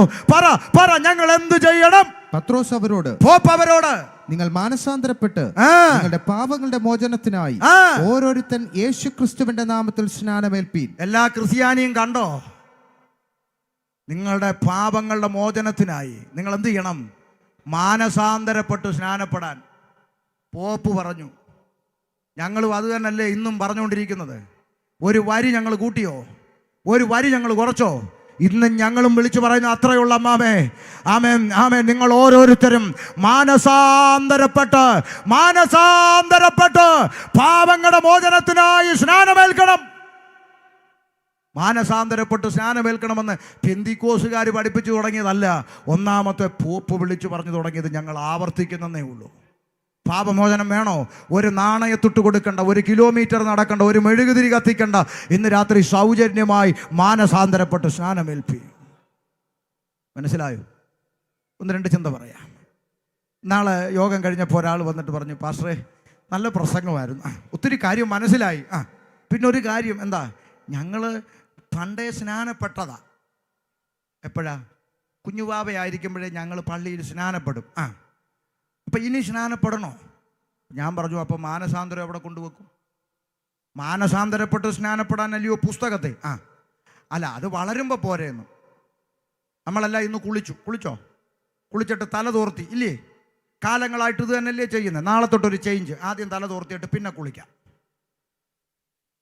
ഒരു ദിവസം ഒരു ദിവസം നമ്മുടെ നിത്യജീവിതത്തിൽ ചെയ്തു പോരുന്ന ഒരു കാര്യം ഒന്ന് തലതിരിച്ചാൽ പ്രശ്നമാണെങ്കിൽ, ആകാശം മാറിയാലും ഭൂമി ഒഴിഞ്ഞു പോയാലും മാറ്റം വരാത്ത ദൈവവചനം തലതിരിക്കാൻ ഇവിടെ ആരെയും ഏൽപ്പിച്ചിട്ടില്ല. മാനസാന്തരപ്പെട്ട് സ്നാനമേൽക്കണമെന്ന് തിരുവെഴുത്തിലുണ്ടെങ്കിൽ ആദ്യം സംഭവിക്കേണ്ടത് മാനസാന്തരം. മാമേ, മാനസാന്തരമെന്ന് പേപ്പറിൽ എഴുതി കാണിച്ചാൽ മനസ്സിലാകാത്ത കൊച്ചിനെ എടുത്ത് ഒക്കത്ത് വെച്ച്, നേക്ക് 2000 വർഷം ഭർത്താവായ യേശു ക്രിസ്തുവിൻ്റെ പാപത്തിന് വേണ്ടി വന്നെന്ന് മരിച്ചെന്ന് അടക്കപ്പെട്ടെന്ന് ഉയർത്തെഴുന്നേറ്റ് നിന്നെ ചേർക്കാൻ വീണ്ടും വരുമെന്ന് കുഞ്ഞേ നീ വിശ്വസിക്കുന്നുവോ? കുഞ്ഞ് വാ തുറന്ന് പറയണം, yes yes yes I believe that, ഞാനത് വിശ്വസിക്കുന്നു എന്ന് പറഞ്ഞാൽ നിങ്ങൾക്ക് കുഞ്ഞിനെ സ്നാനപ്പെടുത്താം. മാനസാന്തരപ്പെട്ട് സ്നാനപ്പെടുക്കണം. അപ്പോൾ വേറൊരുത്തൻ പറഞ്ഞു, പാസ്റ്ററെ നിങ്ങൾ മുസ്ലിമിൽ നിന്ന് വന്നല്ലേ? അതറിയാത്ത കുഞ്ഞിന് പറയാൻ പറ്റത്തില്ലെന്ന് ഞങ്ങൾക്കറിയാം. അതിന് ഞങ്ങൾ പകരത്തിന് പറയാൻ ഒരാളെ അങ്ങനെയൊക്കെ ഉണ്ടോ? ഉണ്ടായിരിക്കും. എന്നോട് പറഞ്ഞു, എനിക്കറിയത്തില്ലല്ലോ. പകരത്തിന് ഒരാൾ പറയുമെന്ന്. ഞാൻ അന്നേരം ചോദിക്കേ, നിങ്ങൾ പള്ളിയിൽ വിവാഹ നിശ്ചയത്തിന് പോയിട്ടുണ്ടോ? വേഗം പറ. ഉണ്ട്. അവിടെ പള്ളിയിൽ അച്ഛൻ പെണ്ണിനോടും ചെറുക്കനോടും ഇങ്ങനെ ചോദിക്കാറില്ലേ? പിന്നെ സൂസമ്മയെ, നിൻ്റെ വലത്ത് ഭാഗത്ത് നിൽക്കുന്ന ജേക്കബിൻ്റെയും ജോഷാമ്മയുടെ മകൻ സണ്ണിക്കുട്ടിയെ വിവാഹം കഴിക്കാൻ നിനക്ക് സമ്മതമാണോ? ചോദിക്കത്തില്ലേ? ചോദിക്കും. അപ്പോൾ ഈ പെണ്ണിൻ്റെ അപ്പൻ, ജനിപ്പിച്ച അപ്പൻ, സ്വന്തം അപ്പൻ പുറകിൽ നിന്നുകൊണ്ട് പറയുക, സമ്മതമാണ്, നടത്തുവോ? ഒന്ന് പറഞ്ഞതാന്ന്. നടത്തുവോ? സ്വന്തം അപ്പനല്ലേ, വാടകയ്ക്ക് എടുത്തൊന്നും അല്ലല്ലോ. നടത്തുവോ? ഇല്ല. എനിക്ക് ഒത്തിരി അച്ഛന്മാരുമായിട്ട് ബന്ധമുണ്ട്, നിങ്ങൾ അങ്ങനെ എന്നെ തോപ്പിക്കണ്ട. ഞാൻ അവരോടൊക്കെ ചോദിച്ച് ഉറപ്പ് വരുത്തിയാച്ചായി പറയുന്നേ. നടത്തത്തില്ല. അവർ മൈൻഡ് ചെയ്യത്തില്ലെന്ന്. വീണ്ടും പറയും, സൂസമ്മേ നിൻ്റെ വലത്ത് ഭാഗത്ത് നിൽക്കുന്ന ജേക്കബിൻ്റെ ജോജാമ്മയുടെ മകൻ സണ്ണിക്കുട്ടിയെ വിവാഹ നിശ്ചയം കഴിപ്പാൻ നിനക്ക് സമ്മതമായിരിക്കുന്നുവോ? ഉടനെ പെണ്ണിൻ്റെ അമ്മ, പ്രസവിച്ച അമ്മ പറയും, സമ്മതമാച്ചു, അവളാ കെട്ടണമെന്ന് പറഞ്ഞത്. അങ്ങോട്ട് നടത്തുവോ അമ്മാമേ?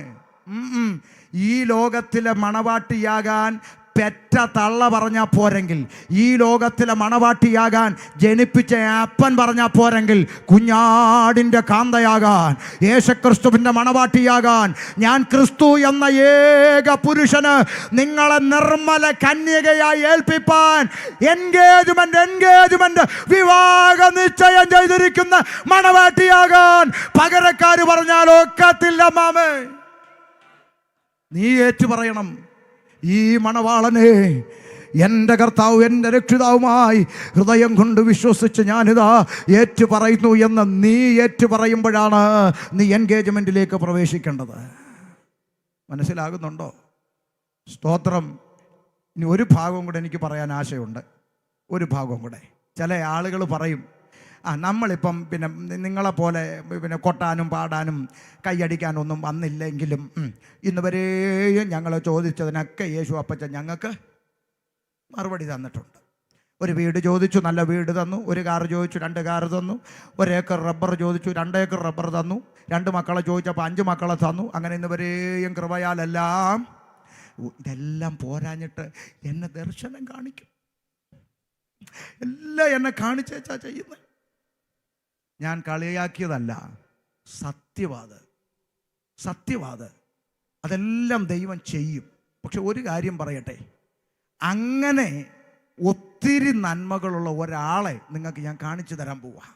അപ്പോസ്തല പ്രവൃത്തി 10-ാം അധ്യായത്തിൽ പരിശുദ്ധാത്മാവ് രേഖപ്പെടുത്തിയ ഒരു വ്യക്തിയെ ഒന്ന് വായിച്ചേച്ച് നമുക്ക് ആരാധിച്ചു പോകാം. വായിച്ചു, എന്തായാലും ഇത്രയൊക്കെ ആയി. വായിച്ചു. കൈസരിയിൽ ഇത്താലിക എന്ന പട്ടാളത്തിൽ, നിങ്ങൾ ശ്രദ്ധിച്ച് കേൾക്കണേ, കൈസരിയിൽ ഇത്താലിക എന്ന പട്ടാളത്തിൽ കൊർന്നൊല്യോസ് എന്ന പേരുള്ള ഒരു ശതാധിപൻ ഉണ്ടായിരുന്നു. 100 പേർക്ക് അധിപനായിരിക്കുന്ന ഒരു പട്ടാളക്കാരൻ, അധികാരി.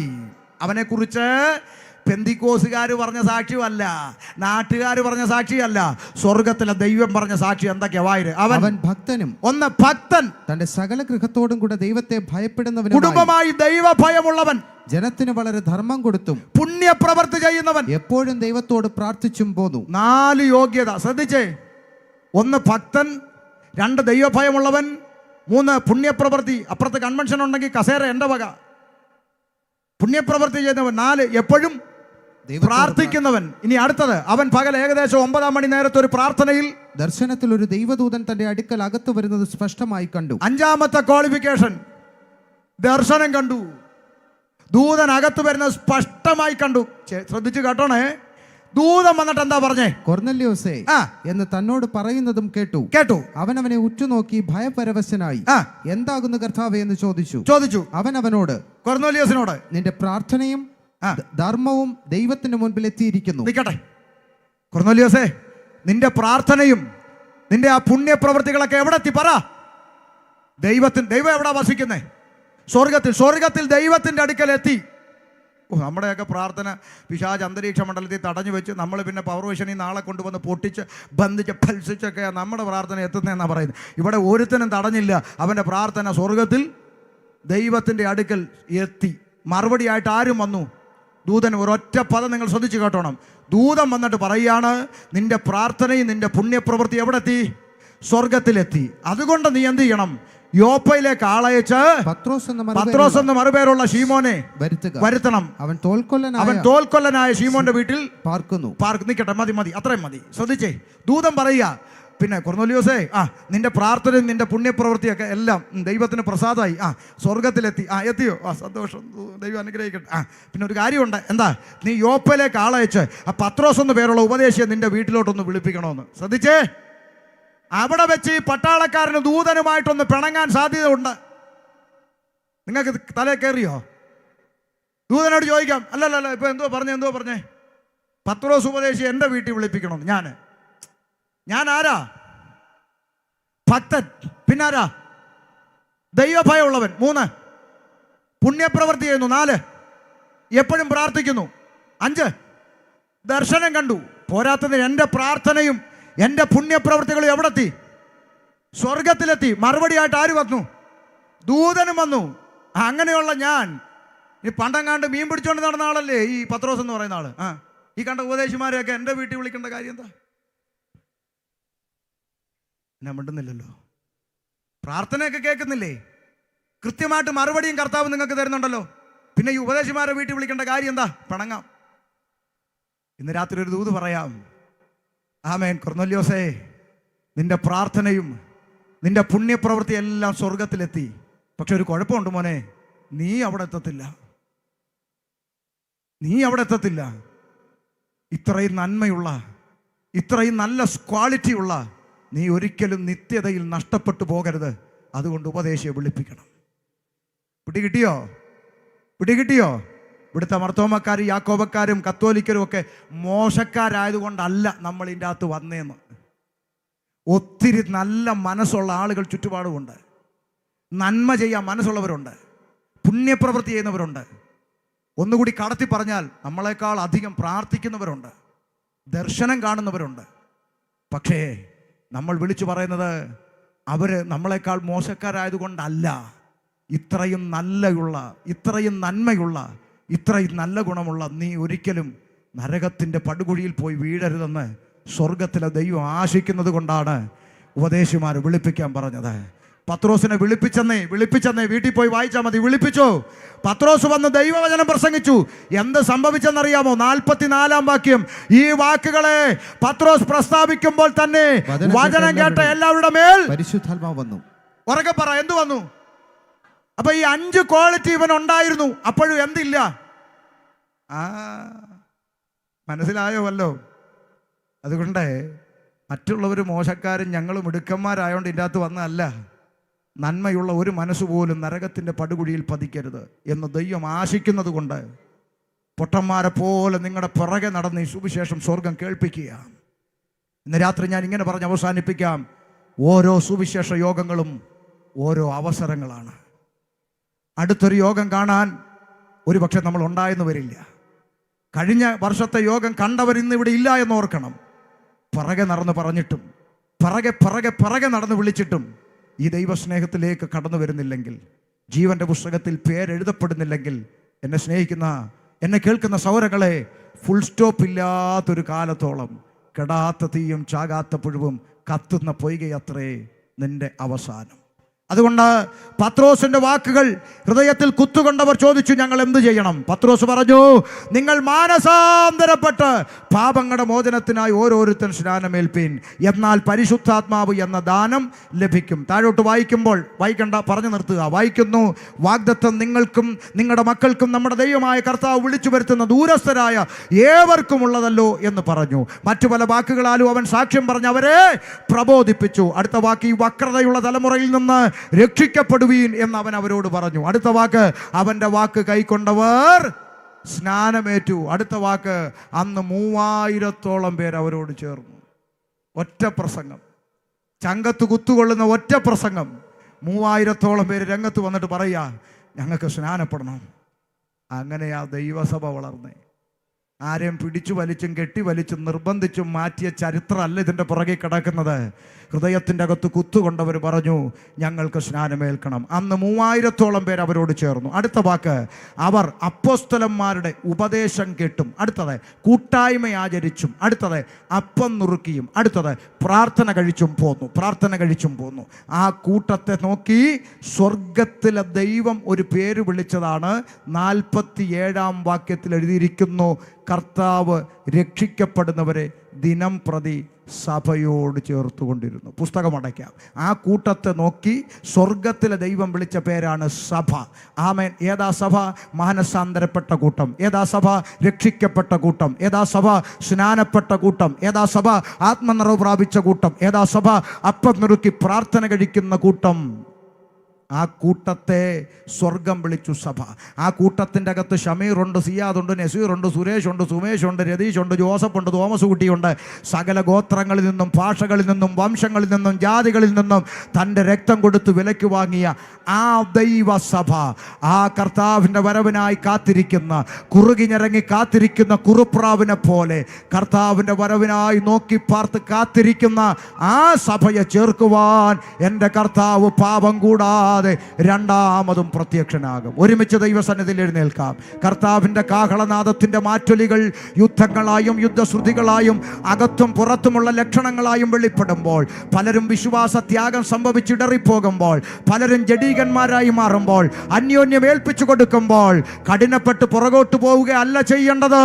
പ്രാർത്ഥിച്ചൊരുങ്ങുക, ഒരുക്കപ്പെട്ടിരിക്കുക. കാഹളം ധ്വനിക്കുവാൻ നേരമായി. കർത്താവിൻ്റെ വരവെടുത്തു.